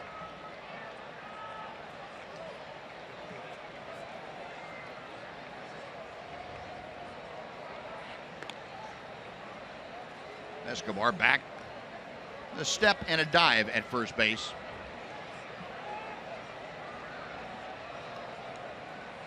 Mike Trout just turned 25 years old the first week of August.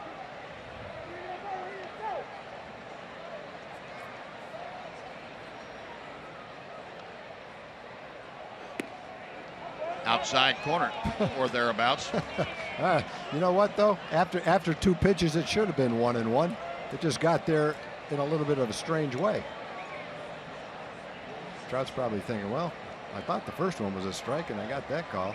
I'm not going to argue about this one. Not much, anyway. 1-1 anyway.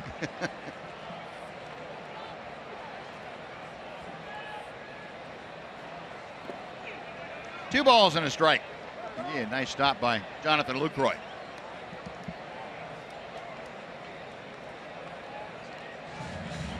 Trout at .324 with the average.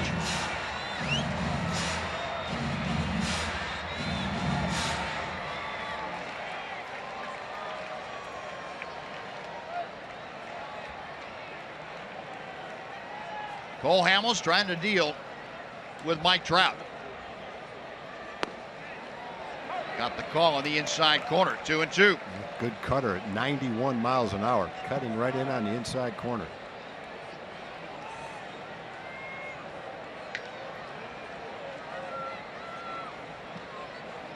Infield for the Rangers, 2 steps to the left.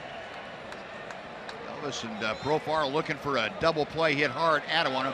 And they got it picked off, but Mitch missed the ball. Down the right field line, Escobar to second will stop there. I think Mitch missed it. Or maybe it was wide. I'm not really sure which it was. Cole Hamels reacting like it was wide of the bag.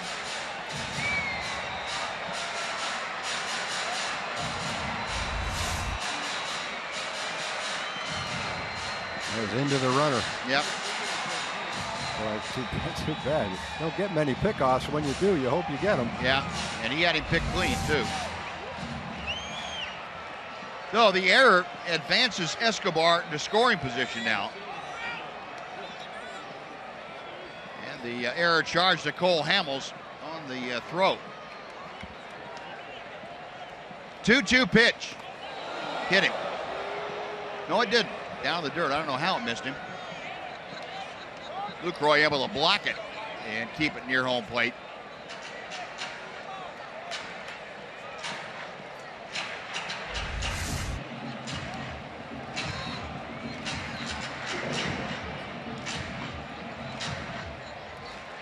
That was under Trout's feet. Yeah, sure was. No, it's a full count. Trout hitting third to be followed by Albert Pujols. Hamels with a payoff pitch. Got him swinging. Boy, what a cutter. Down and in, Hamels with back-to-back strikeouts of Calhoun and Trout. And he's got Mike Trout shaking his head going back to the dugout. He made 2 great pitches on Trout in that at-bat. One was a cutter up a little higher than that for a called strike.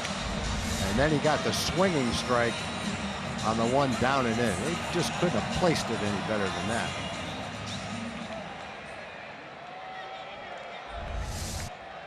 So 2 gone. Still not out of danger. Facing Albert Pujols, who is 0 for 2 tonight. He has grounded out and struck out. You know, Escobar still the runner out there at second. Cole Hamels in the last 3 innings has had what they would call high leverage situations at every turn. Ball 1. Tried that same cutter.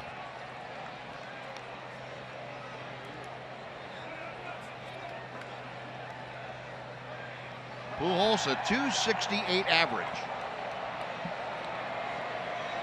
If you'll remember back to the start of the ball game, Pujols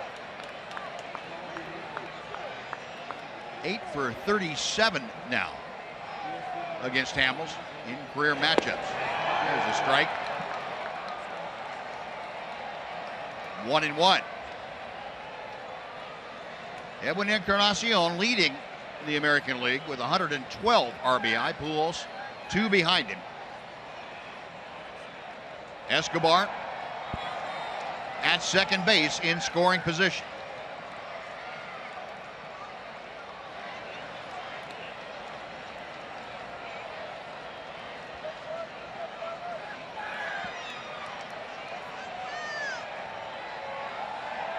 Hamels a long look in. Now he is ready. Ground ball to short. Elvis taking plenty of time, throws out Pujols. Trouble averted in the 5th. No runs, 1 hit, 1 left, 1 error. On to the 6th we go. Rangers by 2.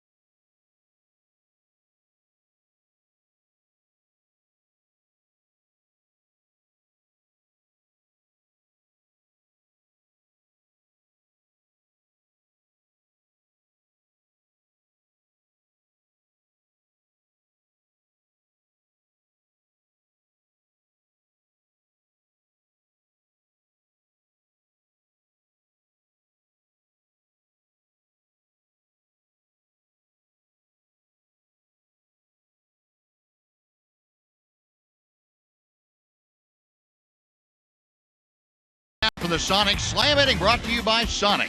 Tonight's jackpot is worth $300 and dinner for two at Sonic Drive-In. If a Ranger hits a home run during this inning, Peggy Blassingame from Mansfield will win $300. And if a Ranger hits a grand slam this inning, Peggy is going to pocket $25,000. You can register at any participating Sonic restaurant. Well, Daniel Wright, the starter for the Angels, no longer on the scene. Jewish Chassin, right-hander, coming out of the Angels bullpen to take over here in the 6th inning. Chassin, his 19th ball game, 18 starts. He has gone 5-8 with a .564 earned run average and a .288 opponent's batting average. Worked 118 innings this year. So Chassin coming on in relief to face the bottom third of the Ranger order: Nomar Mazara, Elvis Andrus, and Jurickson Profar.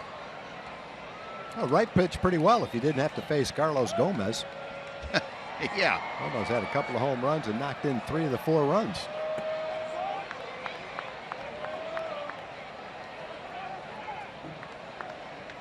Nomar Mazara, a ground ball to short, a fly ball to left tonight. 0 for 2, a .273 average. 2 balls, no strikes. And you're right, 5 innings pitched, 6 hits, 4 runs. They were all earned. Couple of strikeouts for the right-hander. 3-0. Well, Mazara trying to get aboard to start the Rangers' 6th. Elvis Andrus, the shortstop, waits to be next.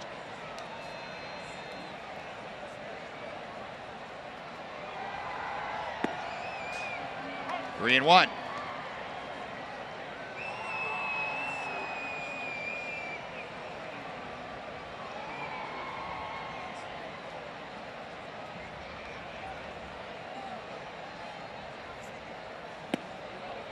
Full count. Pretty good movement on that sinker. Yeah. Swung at it almost like it was a changeup the way it dropped at the end.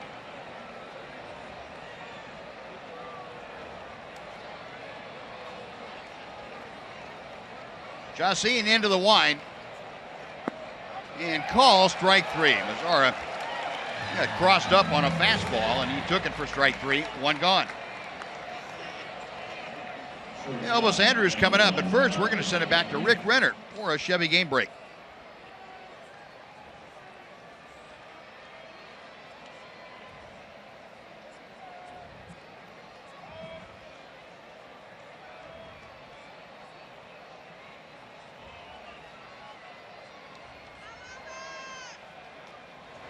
I must have taken a little bit off it. Yeah. Arm's been a little bit sore. Yeah.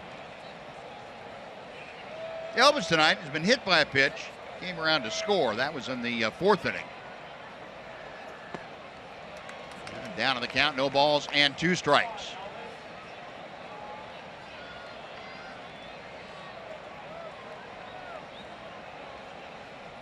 Andrus a .295 average as he faces Chassin.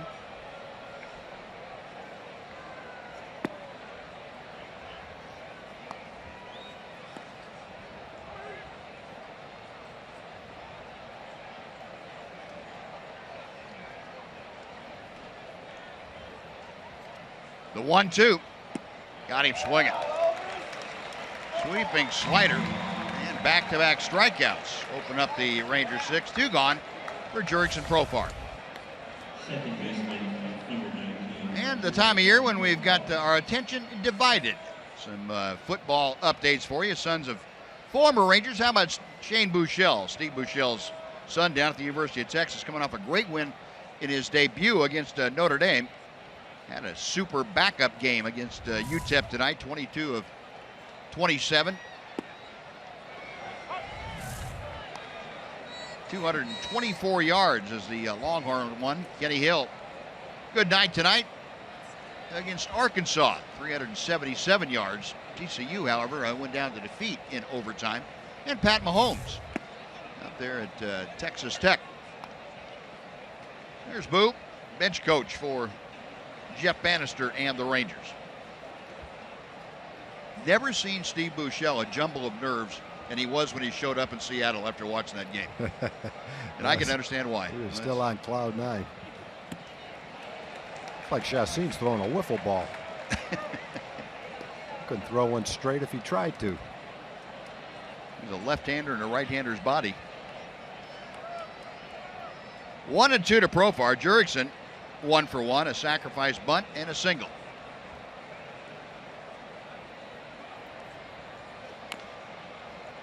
Stays alive, and a ball and 2 strikes.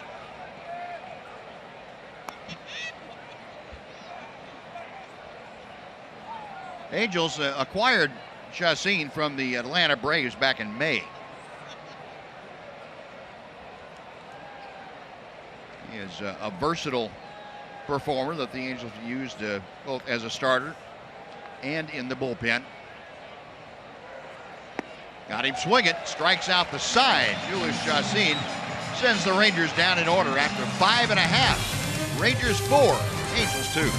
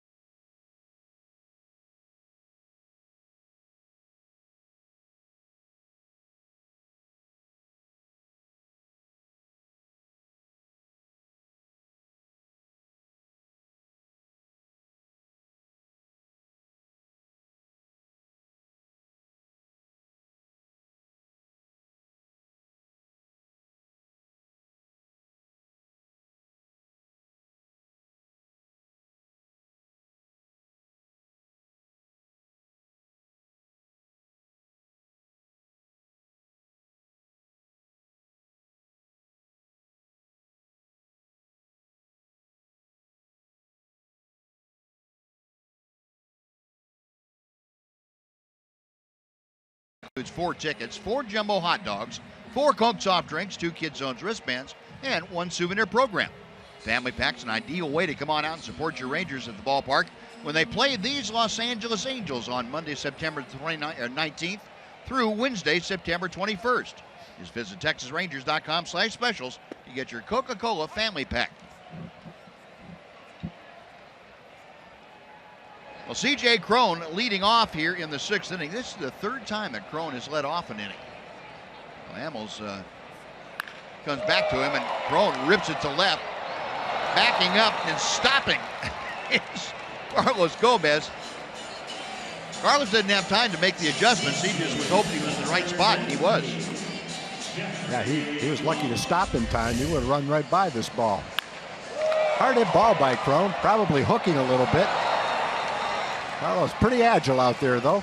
He knew what he was doing. A little smile on his face. He has a lot of fun playing the game. Yes, he does. Especially when he has a couple of home runs like he does tonight. That makes it more fun. Yep, I'm having fun watching him. Now, 1 out. Jeffrey Marte has walked and singled. Ball 1. Marte walked and scored in the 4th inning.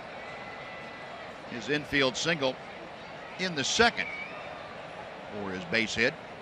.266 average for Marte.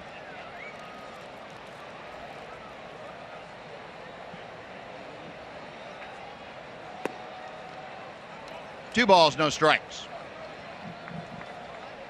Now, Cole Hamels had everything going the right way, and we've seen him do this before. The first couple of innings, he gave up just a couple of softly hit base hits. Then struggled. He walked 2 and gave up a run in the 3rd inning. Walked another in the fourth, and last inning seemed to calm down a little bit. And back into the zone here in the sixth inning. Our Ford leaderboard tonight. Show you the best record in the American League. Rangers a game and a half better than the Indians, who lost this afternoon or this evening. So the Rangers going for that home field advantage in the playoffs. Jeff Bannister's club, game and a half on top of Cleveland, 4.5 over the Red Sox, and 5.5 over the Blue Jays. 3-1, the count to Marte.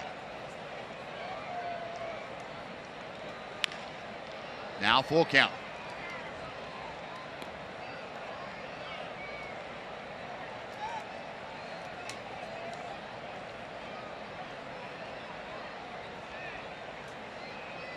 Cole Hamels with 96 pitches under his belt here tonight. 57 strikes, 39 balls. 3-2 pitch coming. Beltre to the backhand. Across the diamond in time to get Marte. And if you're an Angel hitter right about now, you say, get that guy off the field. Well, all you can say is stop hitting it there. This looked like a double down the line. Adrian speared it, picked it up, and threw it about as far as you have to throw a ball from an infield position to get it out at first. 2 up, 2 down. Cole's had good stuff. The only thing that hurt him a little bit were the walks. Yep. 2 walks, leadoff walk in the third, a walk with 1 out in the fourth. Both came around to score. Now, Anderson Simmons, I think he'd be better advised to try and push that ball to first and not try Adrian again, but it's his at bat. Cole's had 9 3-ball counts in the game. The other thing that hurt him in the fourth was the wild pitch. That moved the runner to third, where he scored on a ground ball. Get the same ground ball first and second would have been a double play. No way of knowing if he would have gotten that same ground ball. Inning by inning tonight, a couple of frames over 20. 20 in the first exactly, and then 25 in the third. But none in single digits. 2 balls and a strike to Anderson Simmons.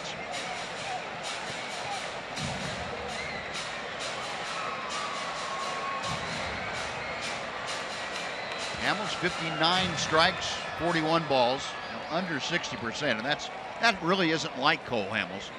We've seen him up generally in the mid 60s, mid to upper 60s with strike percentage. And he's fallen behind again, 3-1 to Simmons. Like that 10 3-ball counts. So with 2 outs here, Simmons, the number 7 hitter, Jet Bandy, is in the on-deck circle.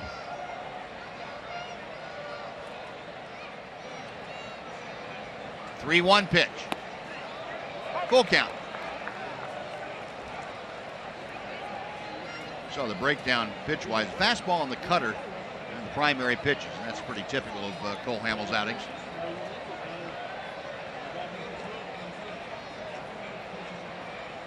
Three-2 on the way. Lost him. Simmons aboard with a 2-out walk. 4th walk of the night for Cole Hamels. And Jeff Bannister going to go out and find out for himself exactly how Cole feels. He's got Keone Kela in the Ranger bullpen, but this is one of the ones that this trip has been earned by Cole Hamels over the years. Jeff Bannister going to go out and see for himself how the left-hander feels, trusting in Hamels' experience and honesty to let him know exactly where he is. And Jeff Bannister making it very clear that, look, we need you to get through this inning if you can. Can you do it? Do you have the bullets left in your belt? And just in case, Keone Kela there ready if needed.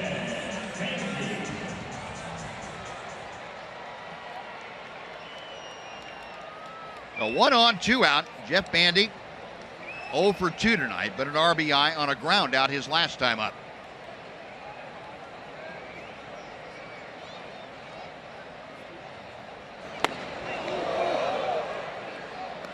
That cutter almost cut the belt right off of Jet Bandy.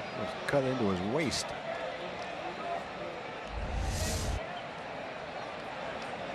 Something was following him in.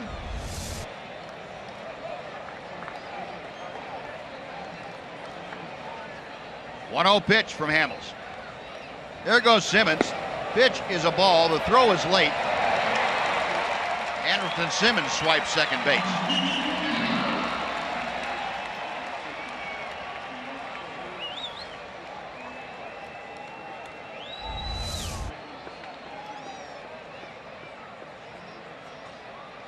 Now, we've talked about Jonathan Lucroy's ability to throw at base runners, and he is very good, but he has not had a chance tonight.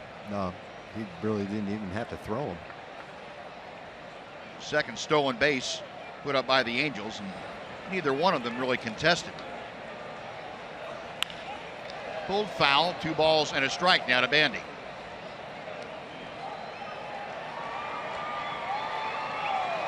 Oh for 6 are the Angels tonight with runners in scoring position. Their team average of 280 is second in the American League. Cole Hamels trying to work around that here in the 6th.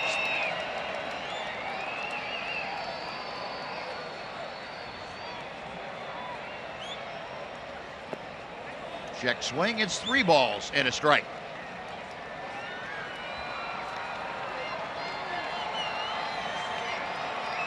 So Hamels again trying to struggle through the inning. Work around the 2-out walk. Jet Bandy hitting 8th. Gregorio Petit is the next hitter.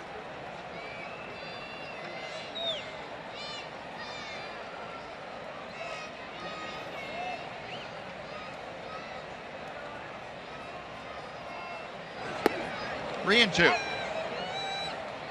Bandy taking all the way on that one. Yeah, I don't know why you'd be taking all the way right there. 9th place hitter coming up next. A man in scoring position. You're letting it fly right there.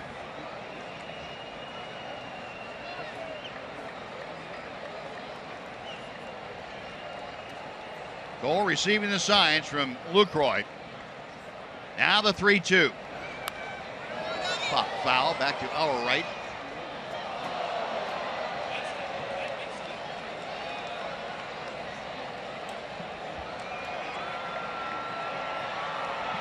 Average per start 101, just over 101, 109 tonight.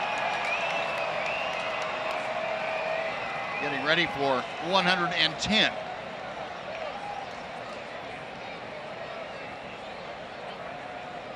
Simmons, the runner at second, peering in from his vantage point as he takes his lead. Got him swinging.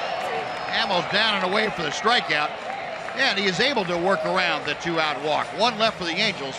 We are going to the 7th inning, and Carlos Gomez will be leading off for the Rangers as they lead it 4-2.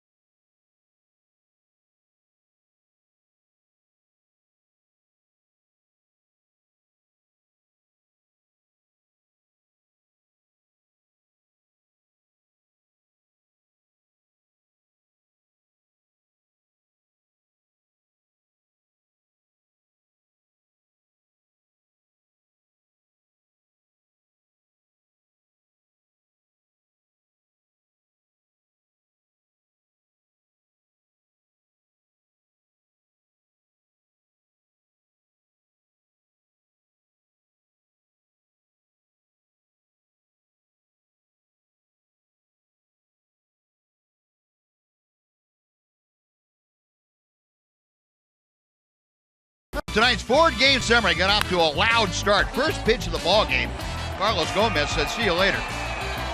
Lead-off home run got the Rangers going in the first, and still in the first inning, Jonathan Lucroy doubles in a run to make it 2-0 in favor of the Rangers. And it was that man again, Carlos Gomez, in the fourth inning toward the Rock Garden, a 2-run blast, 4-1 Rangers. It is now 4-2 as the Rangers come to bat here in the seventh. And it is Carlos Gomez again, 2 out of 3 tonight, facing Julius Chassin. They weren't going to throw him a strike on the first pitch. Both of his home runs had come on the first pitch. And Brian Hagan, our tremendous statistician, has come up with this, Buzz. In his career, the count in which he's hit the most home runs by far has been the first pitch. On an 0-0 count, he's hit 30 home runs, 15 on a 1-0 count. Thank you for that, Brian.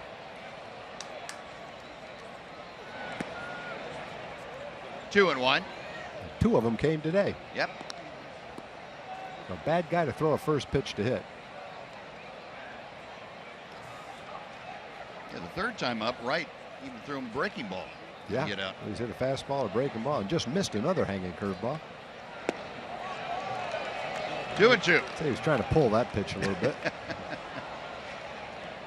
I think he's got that number 3 stuck in his head. I think he did on that swing. Now Carlos now for the year, 9 home runs, and he has driven in 41.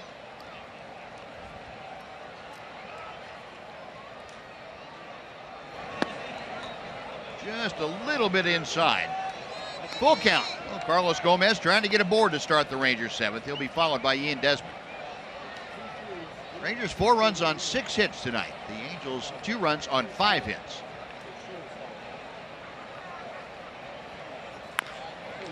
High chopper that is a fair ball.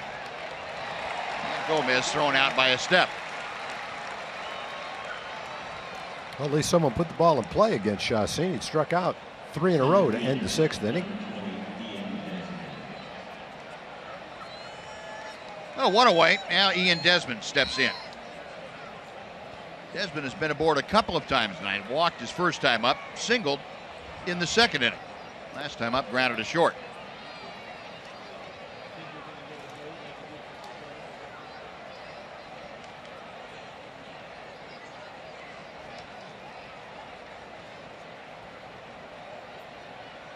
Chassin's first pitch to Desmond. 0-1. Ian, who this year spending most of his time hitting in that number 2 slot. He has done a great job as a number 2 hitter. He's going to ground out here to Simmons. That's out number 2.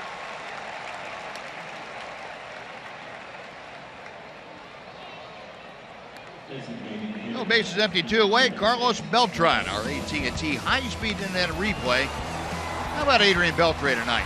On the bunt attempt by Anderson Simmons, and on a chopper off the bat of C.J. Cron. And again, a hot shot down the line. Adrian going left, right, in, out, back, you name it. He has done it.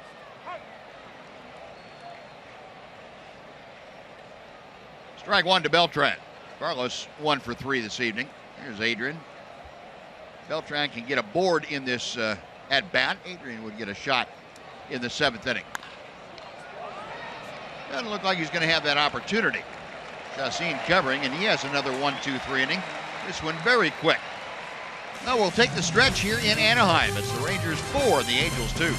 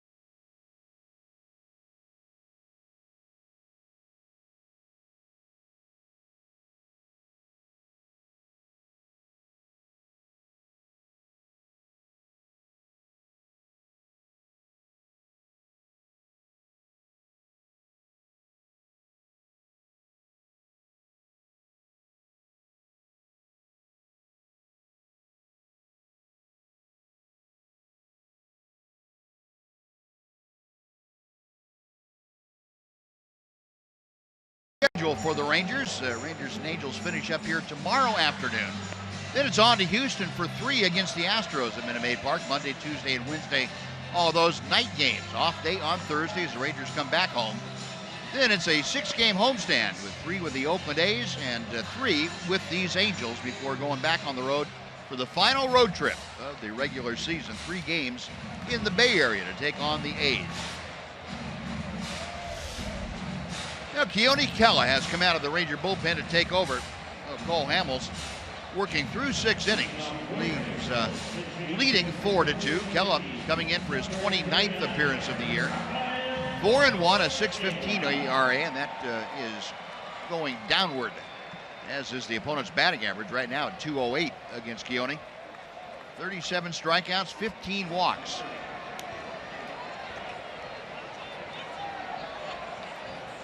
And the first pitch of the bottom of the 7th inning is outside. Rafael Ortega is the hitter. Pitch hitting to start for Gregorio Petit, and Ortega takes a strike to even the count.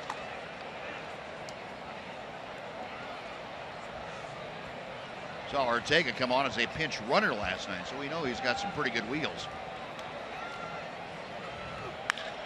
And he lines it into center field. Leadoff base hit against Kela.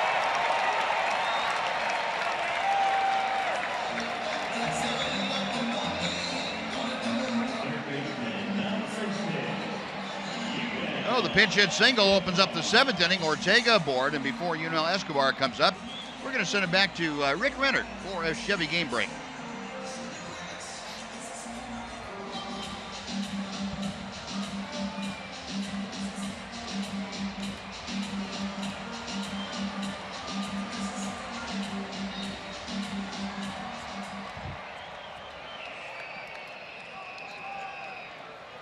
All right, Rick, here the Rangers are trying to close out a 4-2 lead.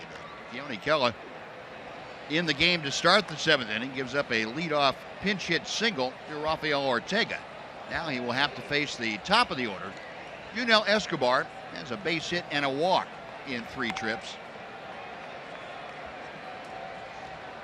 Escobar hit a little chopper down the third baseline his last time up that Adrian Beltre made a great play on, but just missed getting him at first base.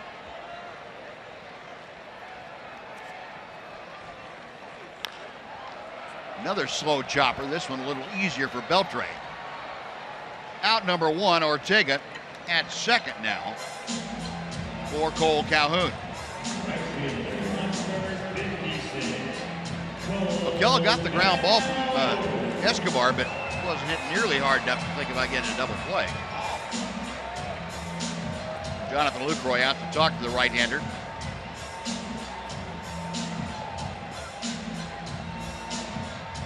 Look on Calhoun, a very good fastball hitter. If he can think fastball, he's going to have a pretty good hack at it. I'm sure that Jonathan Lucroy going over the options that he and Keone Kela have to deal with Cole Calhoun.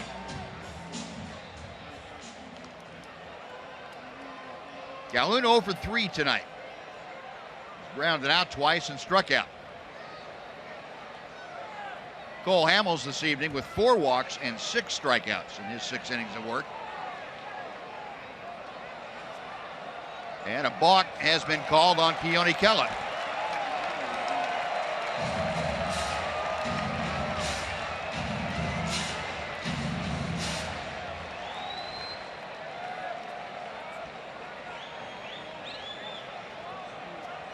Oh, down to third goes Ortega. He's there with 1 out for Calhoun.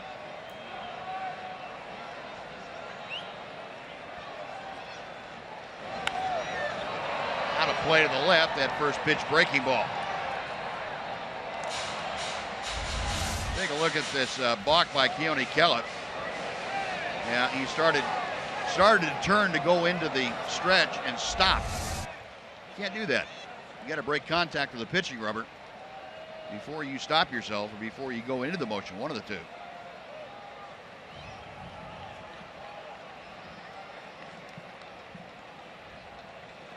Now the 0-1 pitch.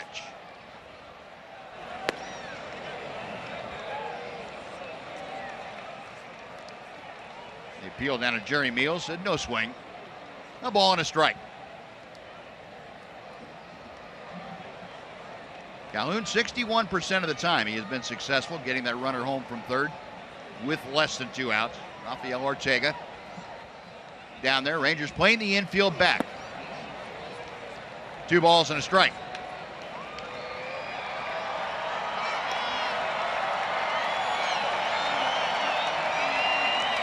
Look at the Ranger alignment. Adrian Beltre 10 feet behind the baseline. Both middle infielders, Andrus and Profar, back at the cut of the outfield grass. 3-1. Keone working himself into a pretty tight spot here. Runner at third, 1 out. He's fallen behind Cole Calhoun, 3-1, and you have Mike Trout looming in that on-deck circle.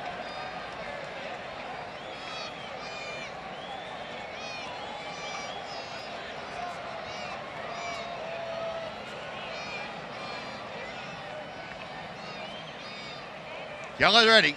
The 3-1. This ball game is going to be tied up as Calhoun drives it out of the ballpark.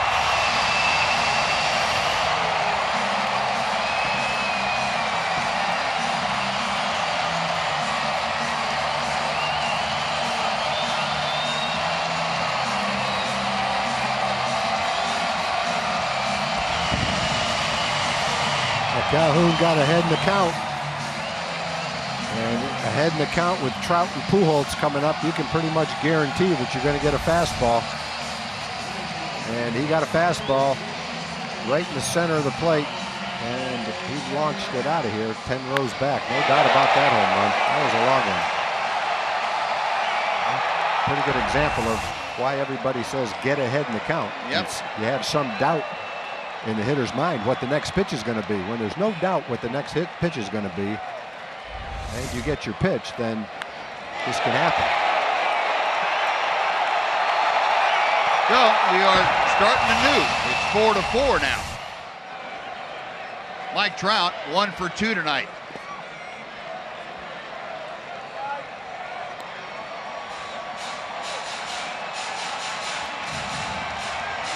Trout had a base hit in the first, sacrifice fly in the third, struck out in the fifth.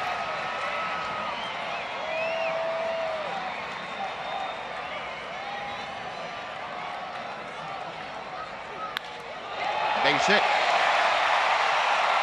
Pretty much the same thing. Got ahead in the count, got a fastball, and hit it solidly.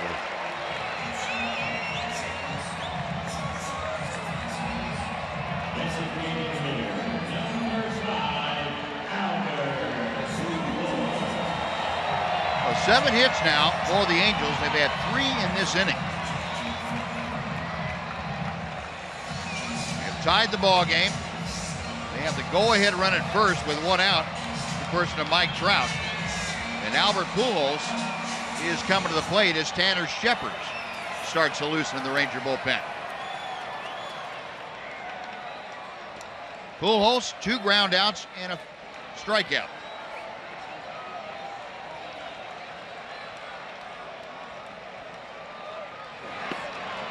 Ball 1.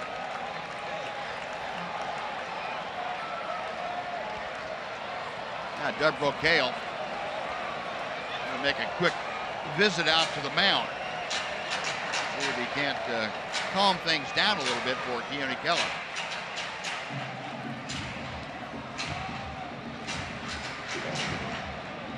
Keller gave up a leadoff single to the pinch hitter Rafael Ortega. Got a ground out of Escobar. Ortega taking second, then balked Ortega to third, before Cole Calhoun launched a 3-1 pitch well back into the right field bleachers to tie the ball game. Mike Trout followed with a solid base hit to left, and now Pujols hitting with a 1-0 count.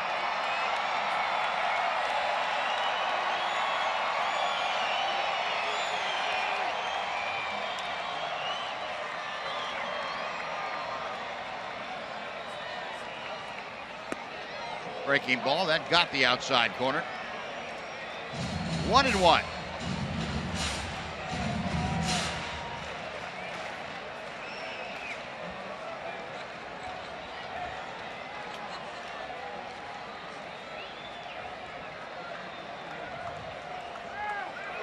Runner on the move, Trout. And a ground ball to Elvis at short. He'll throw Pujols out. Trout in scoring position. He's there with 2 away. C.J. Cron coming up.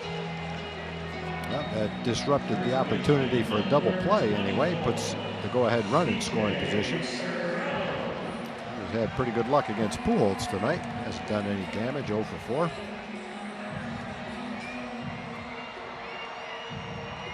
Well, C.J. Cron, who has, in his brief career, made an impression on the Rangers, has driven in run after run after run. And the Rangers have handled him pretty well in this series.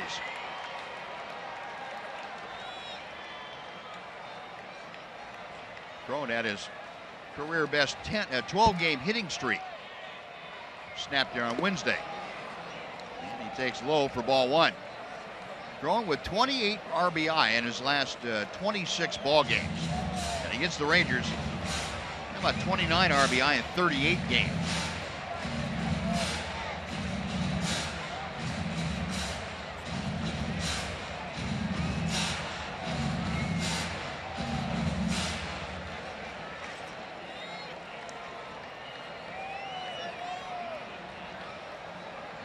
That little conference concluded now. Kella back up on top the hill. Jonathan Lucroy down into the crouch. And Cron back in the batter's box.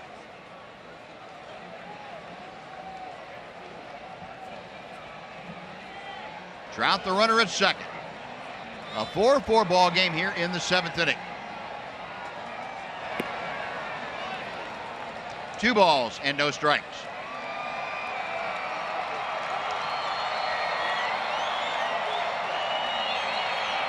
C.J. Cron with 5 home runs in his last 9 games.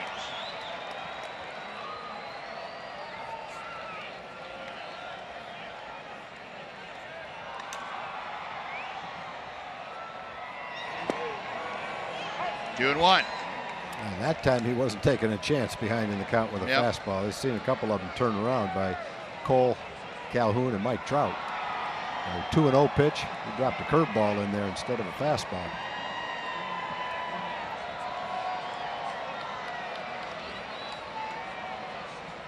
Keone with Trout going to third.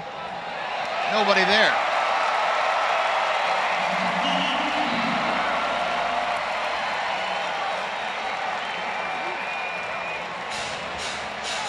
Third stolen base for the night by the Angels.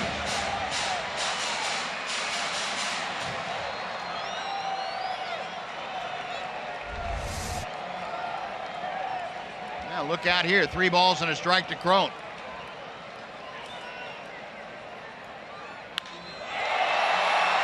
He unties the ball game with a ground rule double. Trout scores. Angels lead 5-4.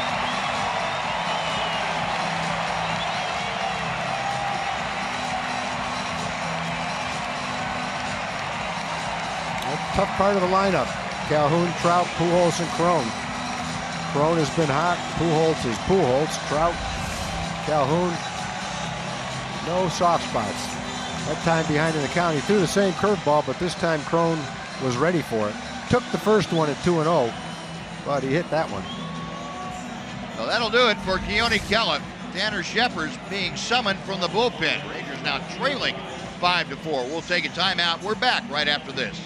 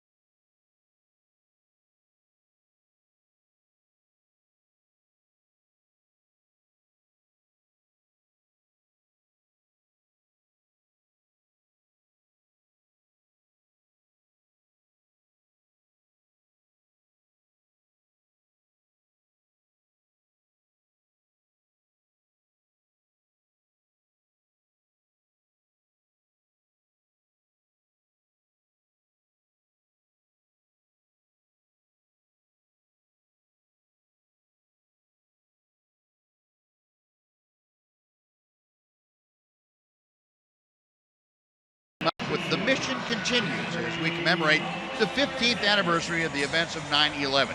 All over the country, the mission continues as bringing together veterans and civilians through local service projects and honoring this day in history by giving back to our communities. Visit foxsportsupports.com to learn more.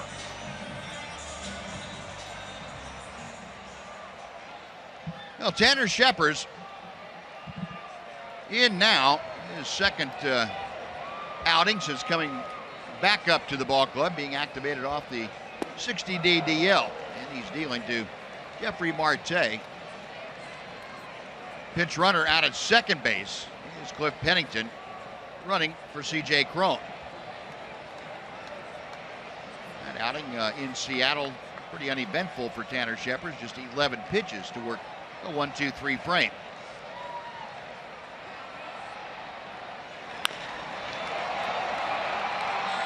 Elvis, high throw there in time, and that'll do it. So Scheper's coming in to get Marte, and the Angels are gone, but not before they take the lead. 3 runs on 4 hits and lead 1. After 7, 5-4 Los Angeles.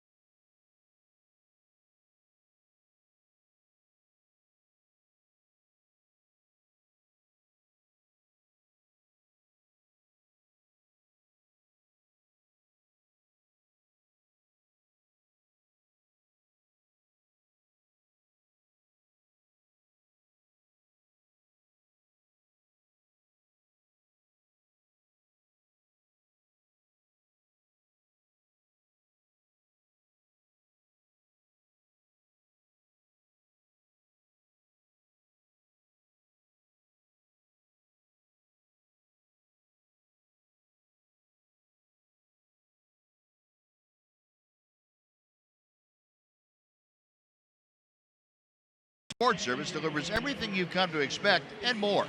You can watch every out-of-market game live in HD on over 400 supported devices. It includes a free subscription to At Bat Premium, the #1 app for live baseball. Blackout and other restrictions apply. Just visit MLB.tv for details.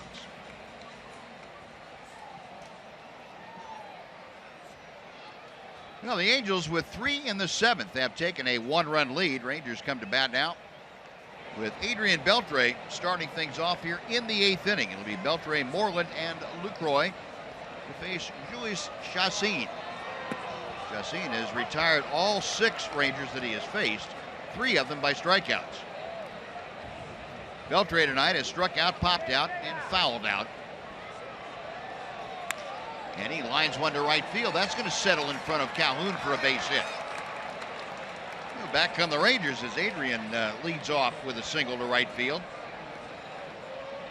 And the defensive changes. Cliff Pennington, who pinch ran last half inning and stays in the ballgame to take over at second base. Ji-Man Choi is at first base. And taking over in left field for Jeffrey Marte, that would be Rafael Ortega. And Chassin is finished after giving up the leadoff single to Beltre. Be Jose Alvarez coming on in out of the bullpen for the Angels. So Mike Scioscia's club making a pitching change. We'll be back to Angel Stadium right after this on Fox Sports Southwest.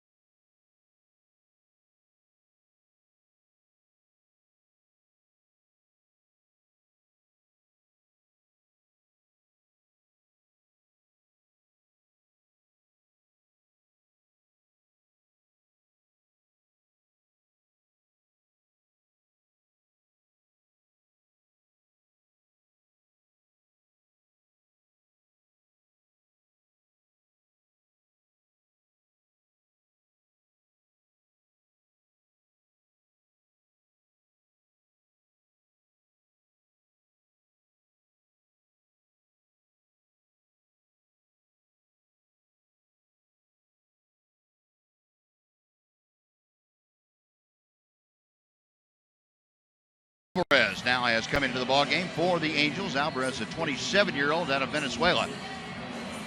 57th game of the year for Mike Scioscia's ball club. He's 1-2 with a 3.63 ERA, and the opponent's hitting .301 against him. So the Rangers facing Alvarez now with Adrian Beltre at first after a leadoff single. Mitch Moreland steps to the plate.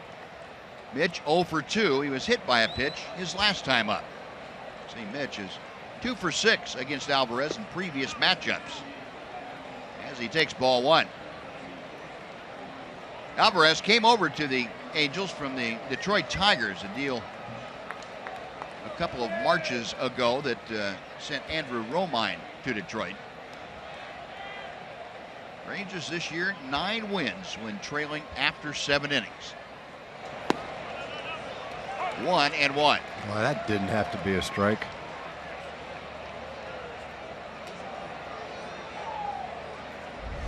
Pitch, a strikeout in the first inning. Tapped out to first in the third. And last time up, he took that ball right off his back foot.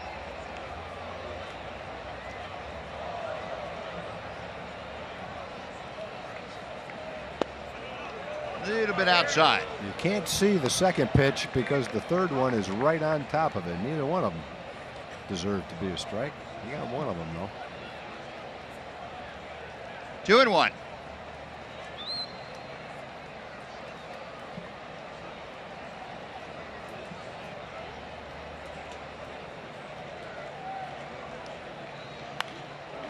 That's back and out of play. 2 balls and 2 strikes. Well, you remember last night, Mitch Moreland against Tyler Skaggs had some very good at bats. Had a walk and a double against Skaggs, and one of the reasons why he would leave him in this situation to face the left-hander with the Rangers trailing by a run. Mike Scioscia going through the series of signs to Jet Bandy, the catcher.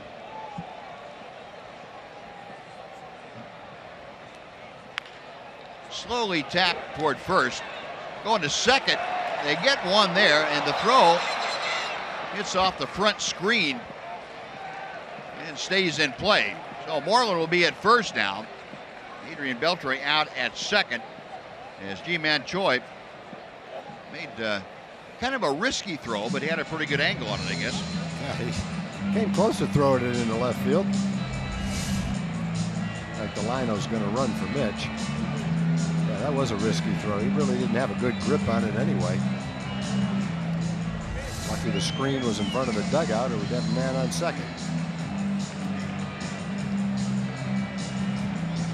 So with the Shields coming on as a pinch runner, that's going to do it for Jose Alvarez. He's asked to face one left-hander, and that is it. Another pitching change underway. We'll be back to Anaheim right after this.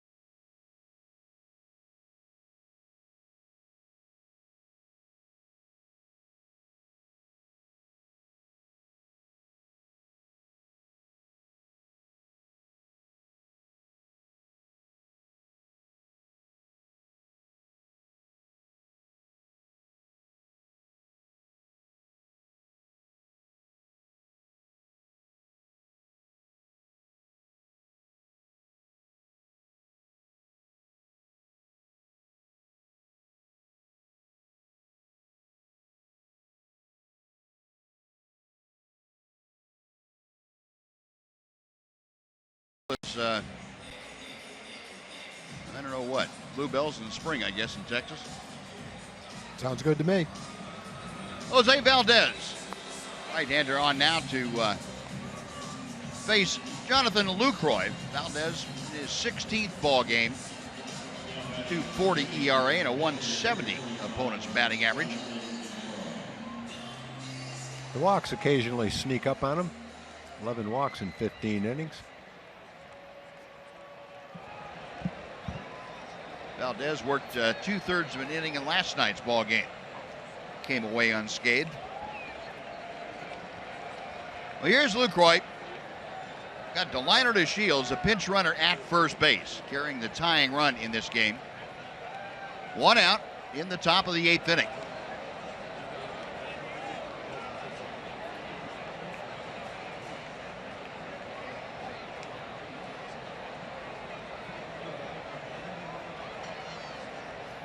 Valdez, and he picks up a sign from Jet Bandy.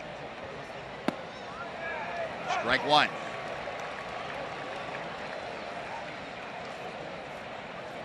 Jonathan tonight, an RBI double in the first, grounded out in the third, and flied out in the 5th inning. 1 out of 3, hitting at .298 for the year.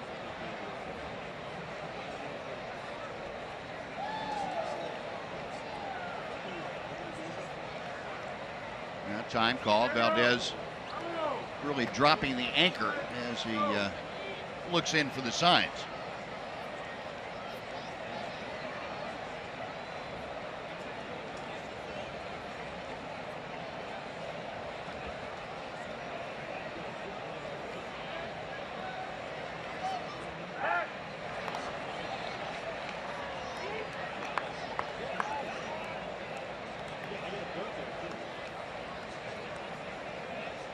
This guy'd be a lot of fun to watch pitch.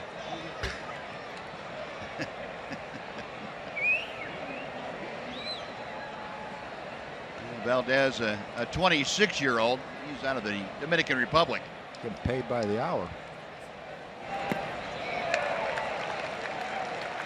0-2 the count. Pretty wicked slider.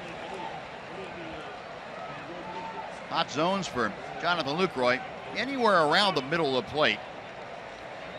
And down and in. Areas that Jonathan most favors. That might be the most squares that have been read. Yeah, I think you're right.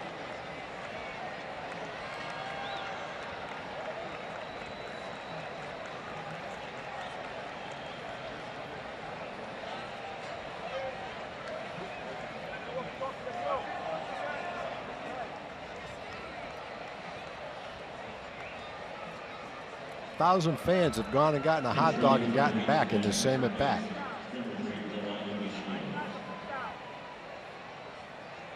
I think he's trying to explain the signs to him. You better get someone in there that can relay them for him.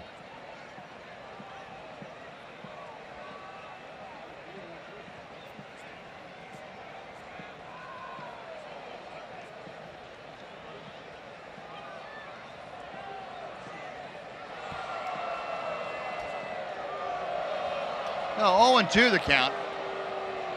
Meanwhile, Jonathan Lucroy biding his time.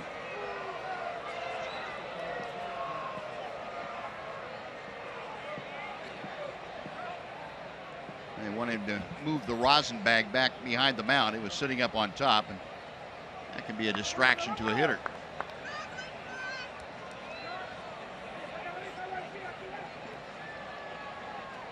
Nothing in 2 with 1 out.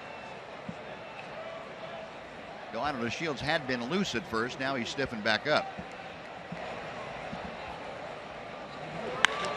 Beltre to left field. If it's fair, it's out of here. Goodbye. It'll take 5 minutes to throw the next pitch. Lucroy has turned the game around. The Rangers lead it 6-5.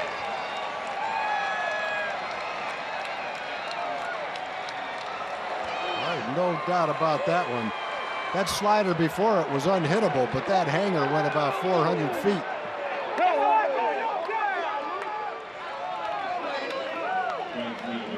Jonathan Lucroy, his 10th Ranger home run, his 23rd of the year, turns the score back around in the Rangers' favor. Well, that is not a real good 0-2 pitch.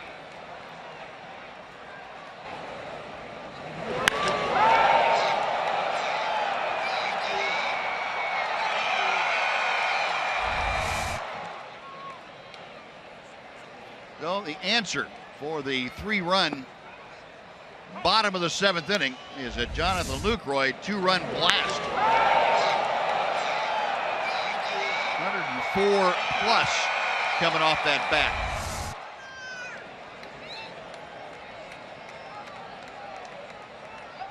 So still just 1 out. No balls and a strike to Nomar Mazara. The Rangers, their 3rd home run of the night. First 2 from Carlos Gomez. So in a roundabout way, it's kind of the Milwaukee connection for the Rangers. Sure has been. Gomez and Lucroy, of course, teammates with the Brewers.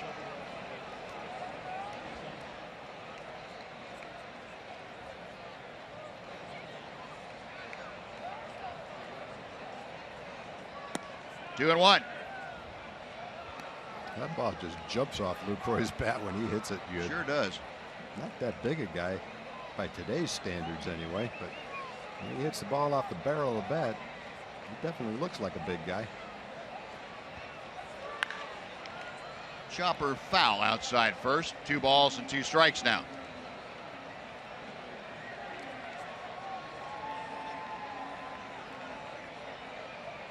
Well, the Rangers now 6 runs on 8 hits. Angels 5 runs on 8 hits. Big difference. Angels have 1 home run. That was a Cole Calhoun 2-run homer. Rangers have 3 home runs. 2 of them with a man aboard.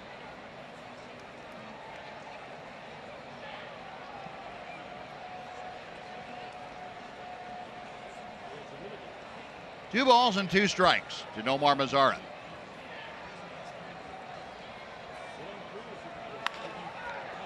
Slicing fly ball down the left field line. Long run for Ortega. He dives, can't get it. It's by him, and it's going to roll into the corner. Mazara headed for third, and the throw is cut off. A 3-base hit for Mazara. You could see that coming. Ortega gave it a great try, but he had a long way to go. And you could tell he wasn't going to hold up and try to hold it to a double or a single. He was going for it. Tried to make the play, came up empty, and fortunately Nomar was running all the way. I think he sensed the opportunity, and he easily gets into third base. Great try, but the Rangers now having a little bit of an insurance run out there at third. Jared Hoying is going to pinch run at third, go into play the outfield.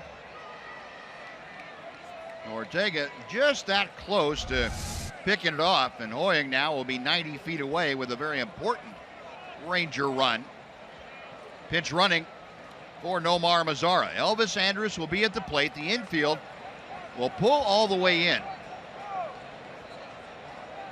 Elvis in a similar situation last night. Hit the first pitch over shortstop for an RBI base hit. Well, he's the man with men in scoring position. 376 on the season. And strike one. That was from Valdez. That was a ball that hit in the air right there. Yeah. Overall, as Tom told you, Elvis among the league leaders. That 377 average, runners in scoring position. Fouled it out of play. It's now 0-2.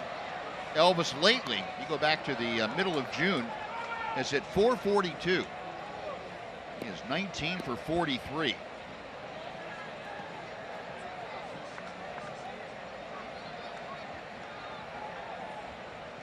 Eighth highest percentage of putting swings in play this year. He's got Hoying at third.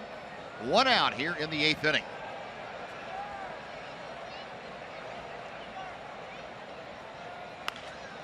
Another one out of play. Good fastball, 96 miles an hour. Afraid to hang another breaking ball. He hung one to Lucroy. He hung that one to Elvis on the first pitch, but got a called strike. Elvis took it. Now he's going to his heater.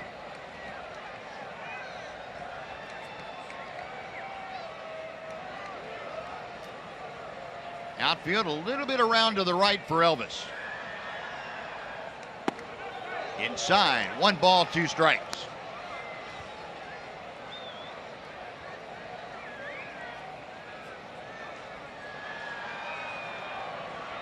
Andrus at 294 with the average. 61 RBI. Matt Bush, the winner last night, loose in the Ranger bullpen. Nice block by Bandy. Hoying thought about it, came 3 or 4 steps down the line, then saw Bandy get to the ball. Put the brakes on. That was a really nice block. That was not an easy one to block.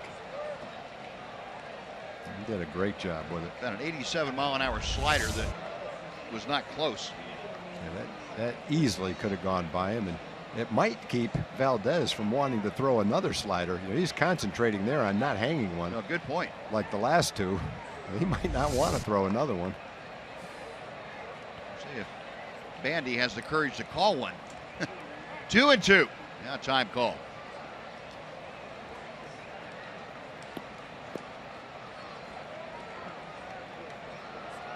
Elvis 0 for 2 tonight. A line drive to center, a strikeout. Also a hit by a pitch and scored a run in the 4th inning. Trying to give the Rangers a little more of a cushion here in the 8th. In the dirt, that gets by. That is going to score the run. Hoying crosses home plate. A big run for the Rangers makes it a 2-run game, 7-5, Texas. Well, I guess we got our answer. Bandy did whatever he could to block the one before it. But he couldn't block that one. That went right through his legs. He buried the slider again, didn't want to hang it. Yep. And he paid for it. That one probably an easier pitch to block than the first one. It was. He did a tremendous job to block the first one, and that one snuck right through his legs. No, now base is empty. 3-2 pitches inside. They're not empty any longer. Elvis takes the walk.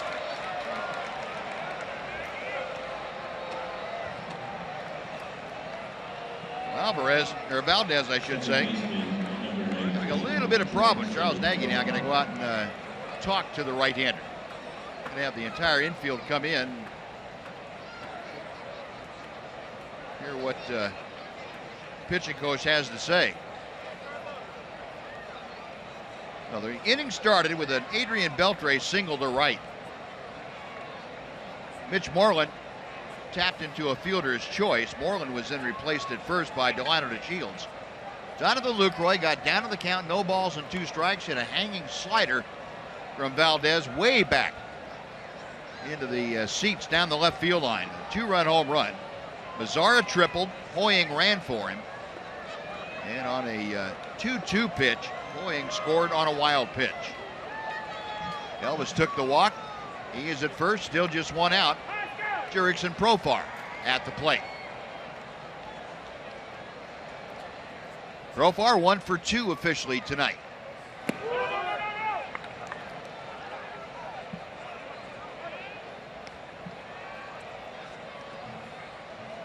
Well, this has not been a good night for the respective bullpens. Rangers had a little problem in the 7th inning. Here in the 8th inning, it has turned sour for the Angels.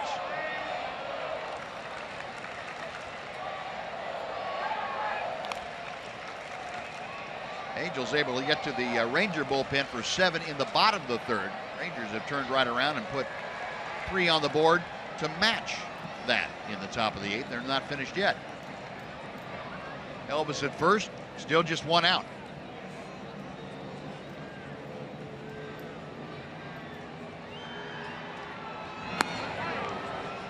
Just a little bit outside, 2-0.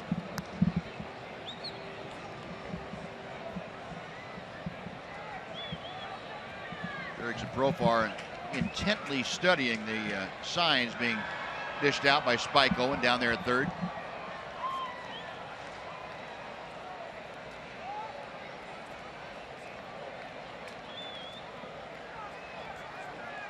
This will be the 18th pitch from Jose Valdez. Taking all the way, it's 2-1.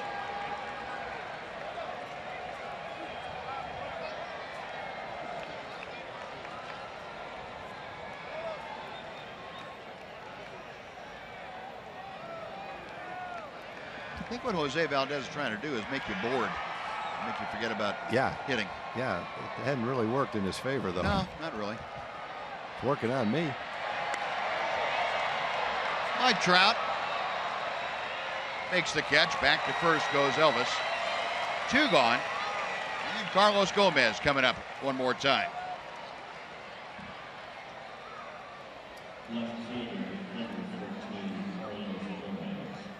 Gomez 2 for 4 tonight. A pair of home runs. Led the game off with a home run. And then in the 4th inning, hit a 2-out, 2-run home run. Other 2 times up, a fly ball to left. And a ground ball to third.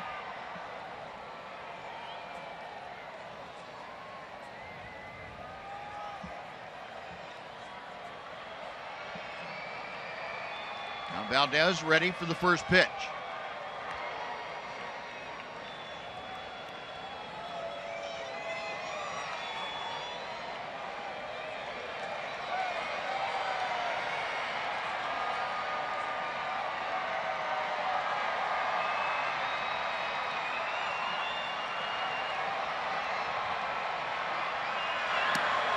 Almost hit him. see how quick he turned back to get ready? Kind of like one of those wind-up dolls. You spin them one way and they flip back the other way real fast. He didn't want to give him any satisfaction. He's getting out of the way. Oh, look out. That didn't even come close. It's like a guy getting knocked down in a fight and just jumping right back up. 2-0.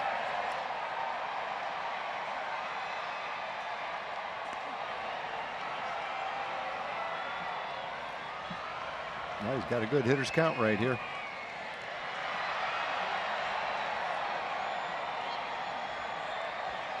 Well, whatever he has seen tonight, Carlos Gomez hasn't missed much of what he wanted to hit.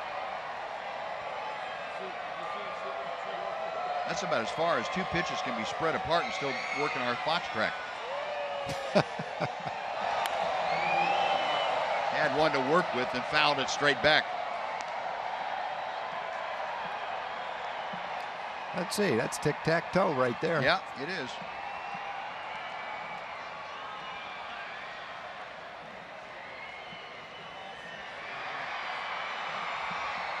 All right, let's predict where this one's going to be. Let's say it's going to be a foot outside and low. I'm going for the dirt again. Oh, how about right in the middle? He had one to hit there. Of course, it was going 94 miles an hour. He had a great swing at it, though. Yep. He went with his all-out swing.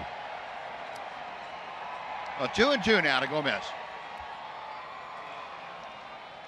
Carlos with 3 RBI tonight, now 41 for the season. Got Elvis Andrus at first.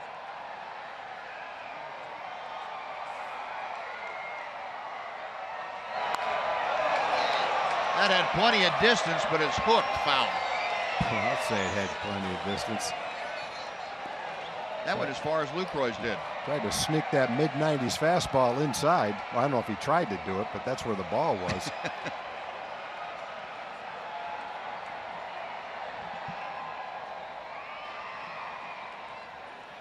So Carlos back in.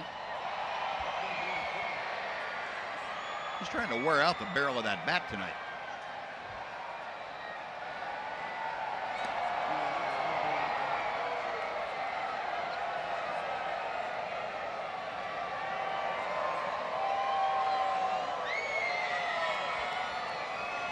Two balls and 2 strikes to Carlos Gomez.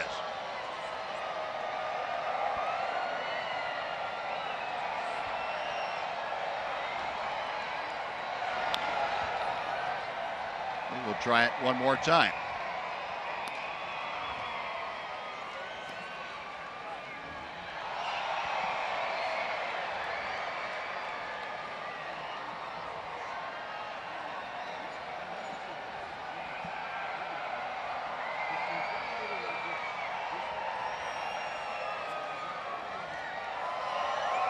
Jet Bandy going to flash the signs out for Jose Valdez.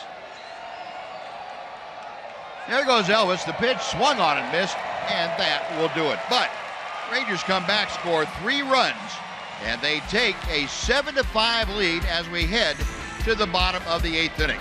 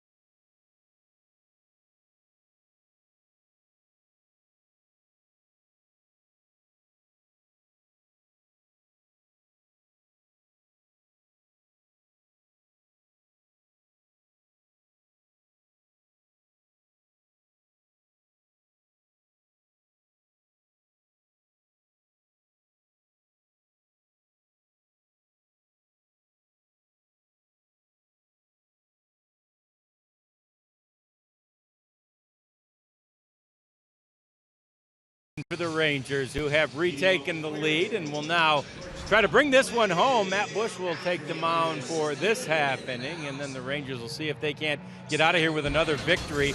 They'll try to then, if they do, sweep the series tomorrow, because there is a Game 3 tomorrow in this one. It'll be Colby Lewis back on the mound tomorrow for the first time since June the 21st. He comes back from the injury, and he is excited and ready to go against Jared Weaver in his 39th start against the Rangers all-time. AT&T high-speed internet reminds me to remind you, we got afternoon baseball tomorrow from here at Angels Stadium in Anaheim, guys.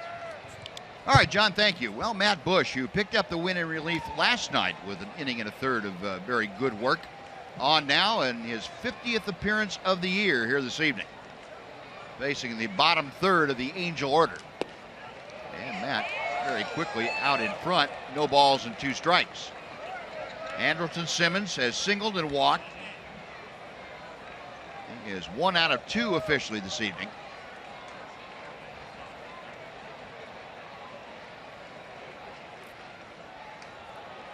Bush working from ahead here.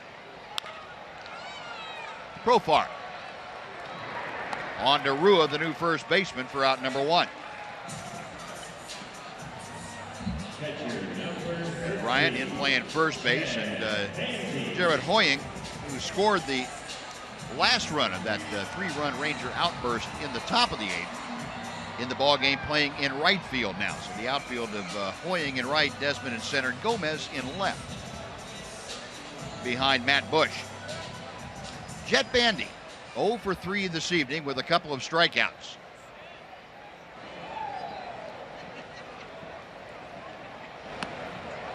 First pitch breaking ball, and Bandy was looking for something with a little less wrinkle in it.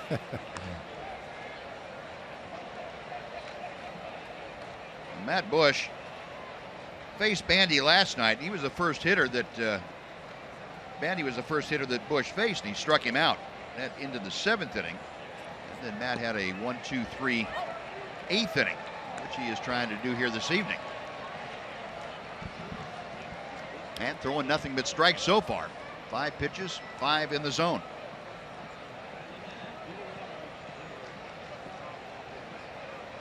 Call strike 3. 99 miles an hour. 2 up, 2 away. Rafael Ortega will be next.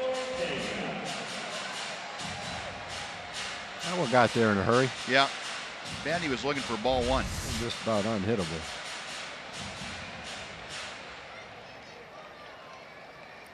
Ortega, a pinch hit single. He started off that 7th inning for the Angels by getting aboard. And Matt Bush drops in the breaking ball, first pitch. 7 for 7.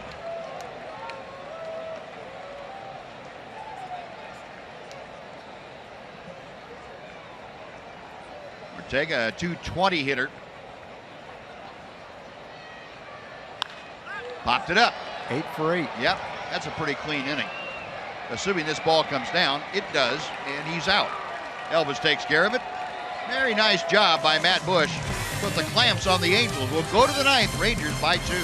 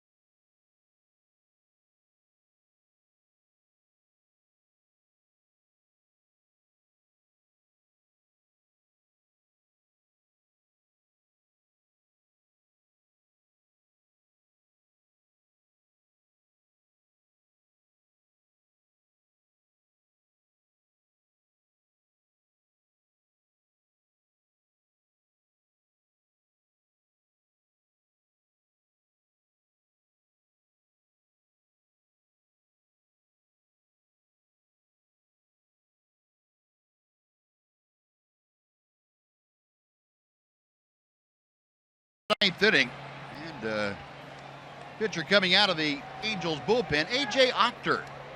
Saw him one time earlier in the year. He's a 28-year-old right-hander out of Toledo, Ohio, appearing in his 18th ball game, a .362 ERA.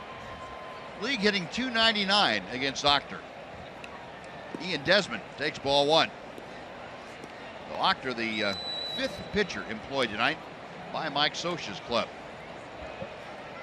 Desmond 1 for 3, had a single back in the 2nd. Also reached on a walk. That was in the 1st. Came around to score the 2nd Ranger run of the night. That was a healthy rip.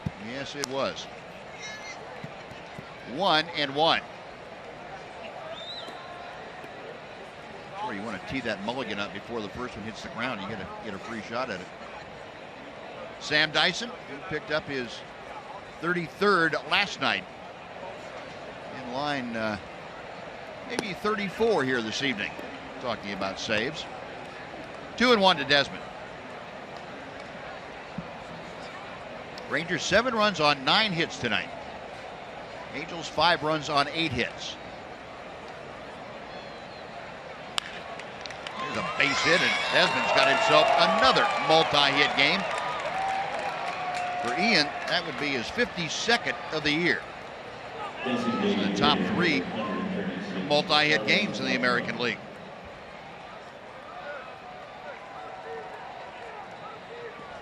Well, the Rangers now in double figures with 10 base hits this evening.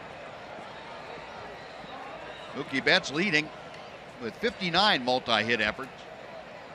Jose Altuve, Francisco Lindor. Lindor and Desmond now tied for third. Carlos Beltran had an infield single, his first time up. Since then, has not reached base. Takes a strike, 0-1.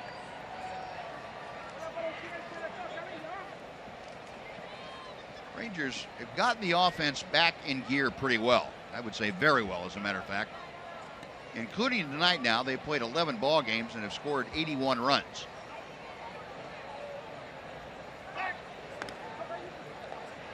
Hitting well over 300 in that span. And they've hit 23 home runs in 11 games.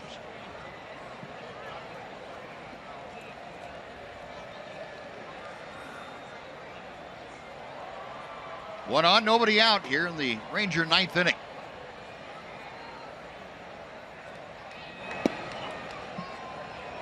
One and one.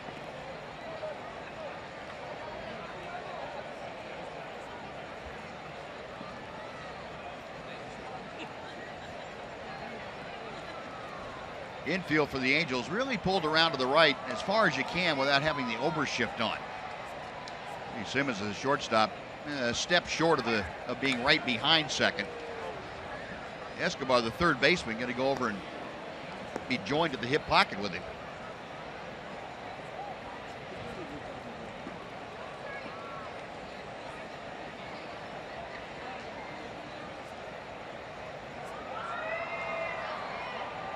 Big, tall right-hander, A.J. Ochter back to the plate. 1-2 on the foul ball.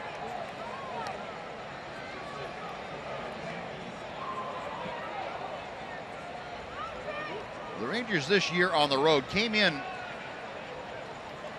13th in the American League with a road batting average of under 250, 249 coming into play. But they had hit 100 home runs, and they've added 3 more tonight. 100 home runs coming into tonight's game, was third in the American League. And they have picked up the home run pace considerably in the second half.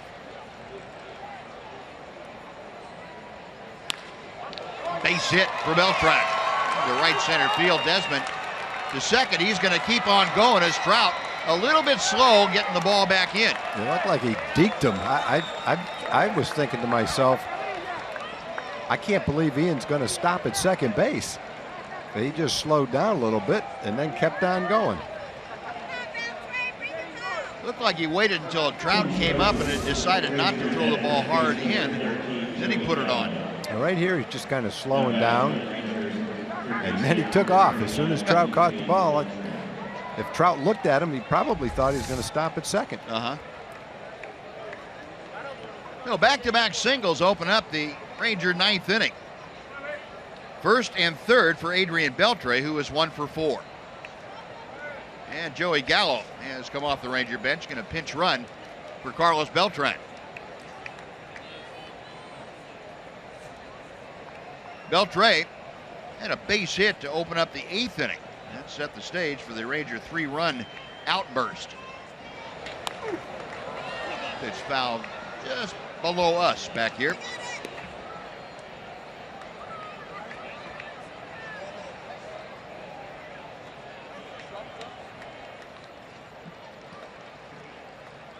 Adrian, the team leader with 93 runs driven in. It is 27th home run last night. He was a game winner.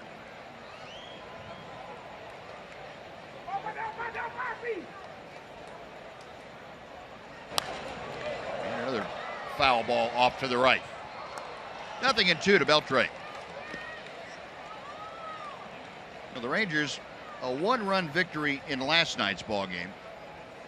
That is something they are doing more than anybody else in the major leagues. They're 31-9 in 1-run decisions this year. They won 8 of their last 9. Comeback wins the most of anybody at 42 of them. There goes Gallo, and the pitch is popped up shallow left center field. That's going to fall for a base hit. Gallo continues on to third, in to score Ian Desmond, and Adrian Beltre, a little looping RBI single, makes it an 8-5 Ranger lead. That's an all-timer right there. This pitch has to be over his head. An 0-2 pitch. It's a waste pitch. You can see that's where Bandy was reaching. Yeah. That ball's a foot high and a foot outside. Look at that swing.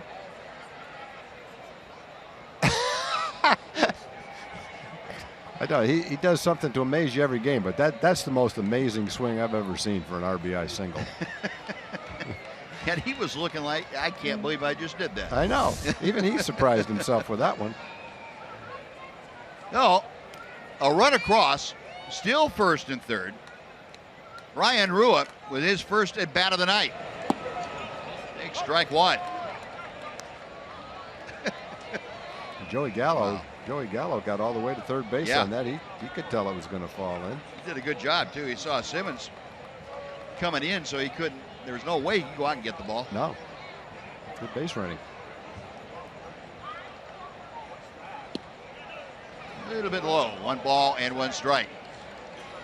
One more time, and it's going to amaze you this time, watch too. the catcher. See the catcher's glove?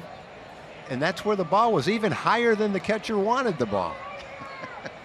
And somehow he put that thing in play. The best laid plans. Well, you know, he said it was a waste pitch. I don't think there is a waste pitch to Adrian. I wonder what would have happened if it was even like 6 inches higher than that. He probably would have hit it then. Might have fouled it off. Might not have put it into fair territory. He's still laughing at that swing. I think he amazed himself with that swing. I think you're right. I think you're right. You got that hit in Seattle like that.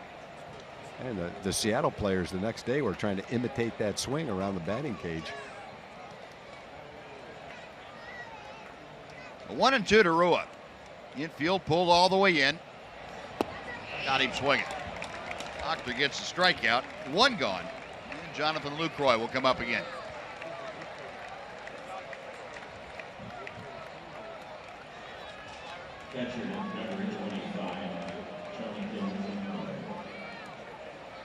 Lucroy, a couple of extra base hits tonight. He had an RBI double in the first inning. Then he turned the ball game around with his 2-run home run in the 8th inning. 2-run home run turned it from a 5-4 deficit to a 6-5 lead for the Rangers.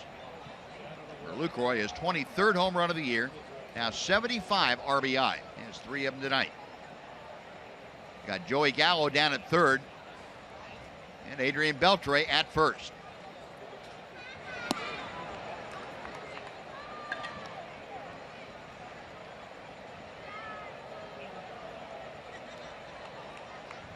What we were talking about, 42 come from behind wins, the most in Major League Baseball. Trailed tonight 5-4 after 7 innings.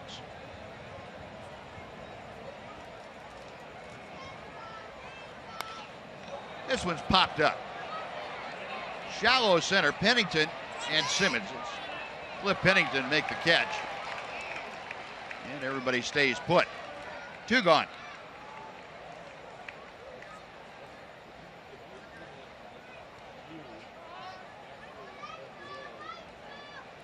And Mike Scioscia is going to make a trip to the mound again. You got the left-handed hitting Jared Hoying. And part of the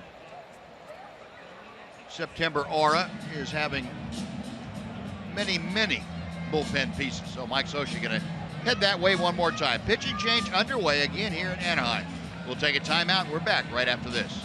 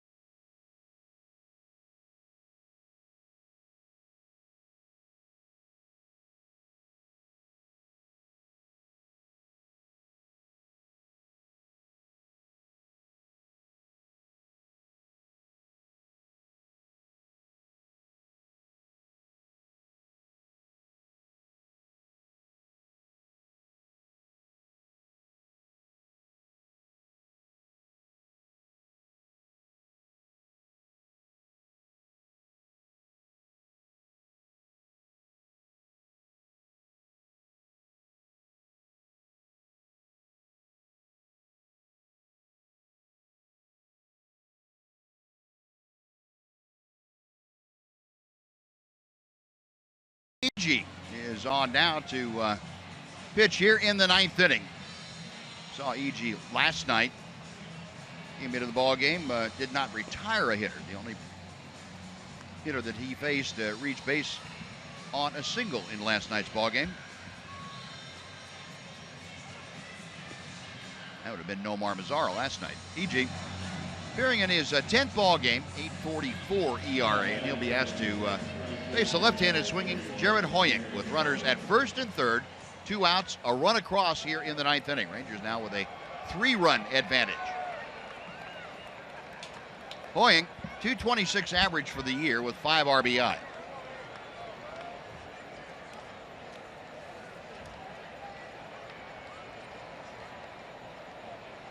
Cody E.G. was part of the deal with the Miami Marlins last year that brought Sam Dyson to the Rangers. E.G. and Tomas Telis went over to Miami in exchange for Dyson. And a left-handed breaking ball in for strike 1. E.G. originally a 13th or 15th round pick by the Rangers in 2013.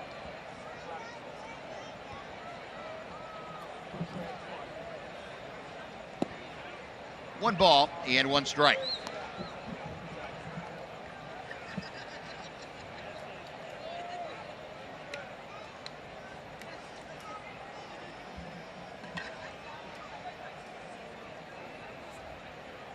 E.G. who played his collegiate ball at University of Louisville. Hoying got a hanger and ripped it foul well down the right side.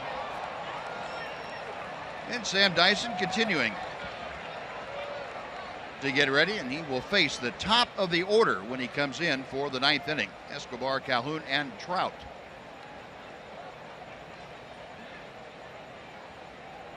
Right now it's a safe situation, but if Hoying drives in a run or 2 or 3, it won't be.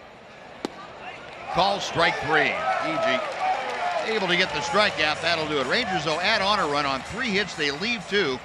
Bottom of the 9th coming up in Anaheim. Again, it is Sam Dyson time.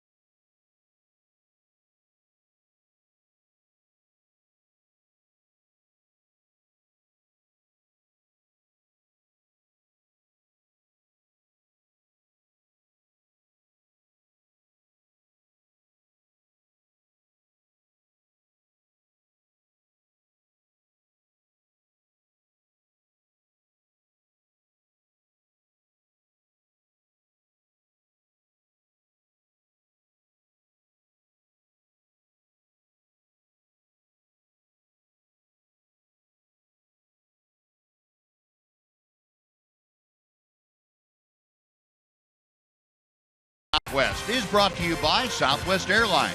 Transparency, low fares, nothing to hide. By AT&T high-speed internet. Get a deal worth talking about. Get high-speed internet from AT&T. And by your Texas Ford dealers. Visit your local Texas Ford dealer today for incredible deals and see why Ford is the best in Texas. Well, 9th inning. And it is indeed Sam Dyson time for the 2nd night in a row.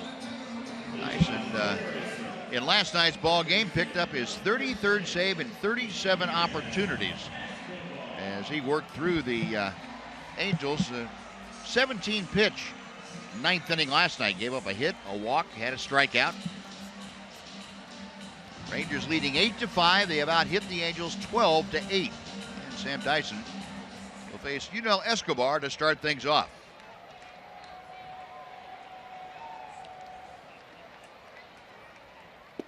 And a breaking ball zips in for strike one. Dyson last night faced Trout, Pujols, Crone, Choi, and Simmons. And he gives up a leadoff single as he hung a breaking ball to Escobar. Well, the first one worked pretty good, but Escobar said, "You want to throw me 2 in a row? I'm going to make you pay for it."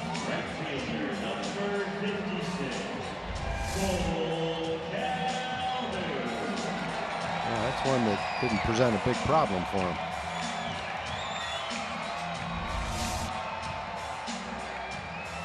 Oh, Escobar aboard. Here's Cole Calhoun. Hit a 2-run home run his last time up. That was in the 7th inning. At the time, it tied the game. Angels would go on to score another run in that inning to take a 5-4 lead. But the Rangers came back at it 3 in the top of the 8th, 1 in the top of the 9th, and now lead 8-5. Slowly chopped to the right side. Profar will get the out at first. Escobar going to second. That is out number 1. Jurickson had to come in on that, otherwise he's going to get a pretty tough hop. Turned it into a playable short hop, only because he charged it all the way.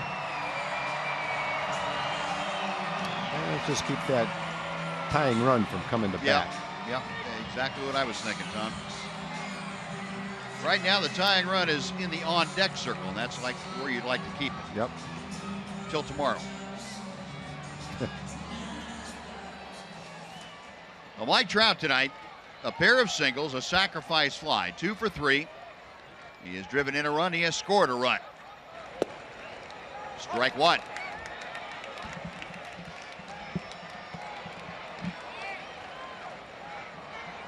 Trout with a 2-hit night now, hitting at .324 as he faces Dyson. Ranger infield in an overshift to the left.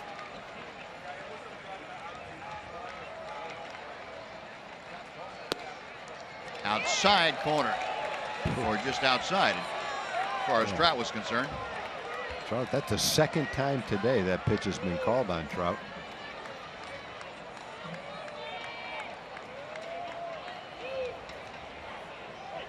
And somebody just got thrown out of the Angel dugout. Might have been Mike Scioscia.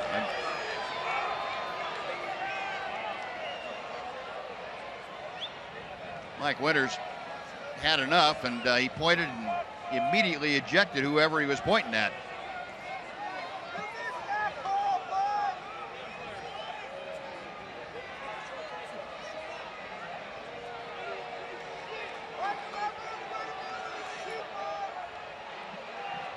Mike Scioscia, I should say Mike Winters, very calmly listening to Mike Scioscia, saying, "Yeah, I understand. You're upset."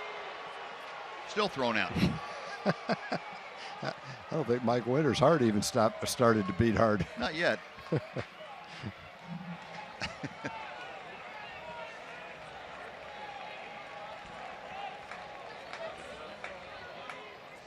Yeah, apparently it was Mike Scioscia who was asked to leave the bench.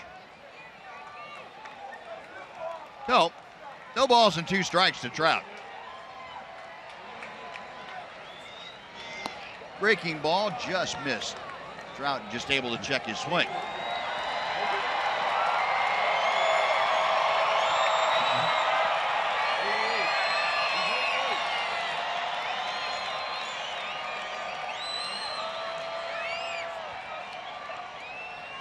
Dyson, a check of the runner.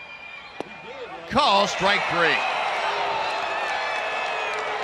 And Trout going to have a few parting words for Mike Winters. 2 gone. Trout's walked almost 100 times this year, so I'm sure he's walking back to the bench thinking, look, I've got a pretty good eye at the plate. And somehow I don't see 3 strikes in that grid. No. Last one was close enough to be a strike. Two outs now. Here's Albert Pujols, 0 for 4 tonight. 3 ground outs and a strikeout. Good news is Pujols cannot tie the ball game. I don't care how far he hits it.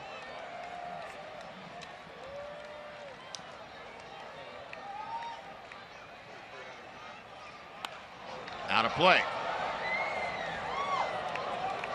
No balls and a strike.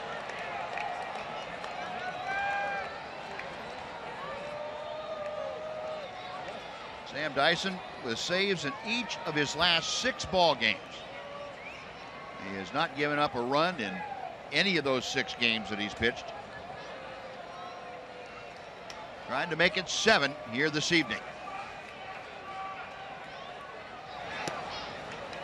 1 ball and 1 strike.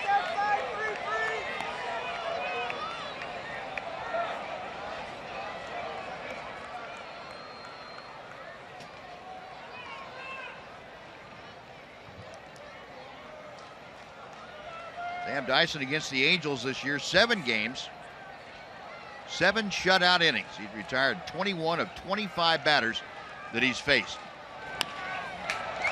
No chopper, Profar charging, throwing, they got him, and that is a winner. Rangers make it 2 in a row. Jonathan Lucroy, a big 2-run home run, bought the Rangers back. And Carlos Gomez, a 2-home run night. Got him started and got him finished. So the Rangers win their 85th ball game of the year, and they maintain that 9.5 game advantage over the second place Houston Astros. Astros winning this afternoon against the Cubs, but the Rangers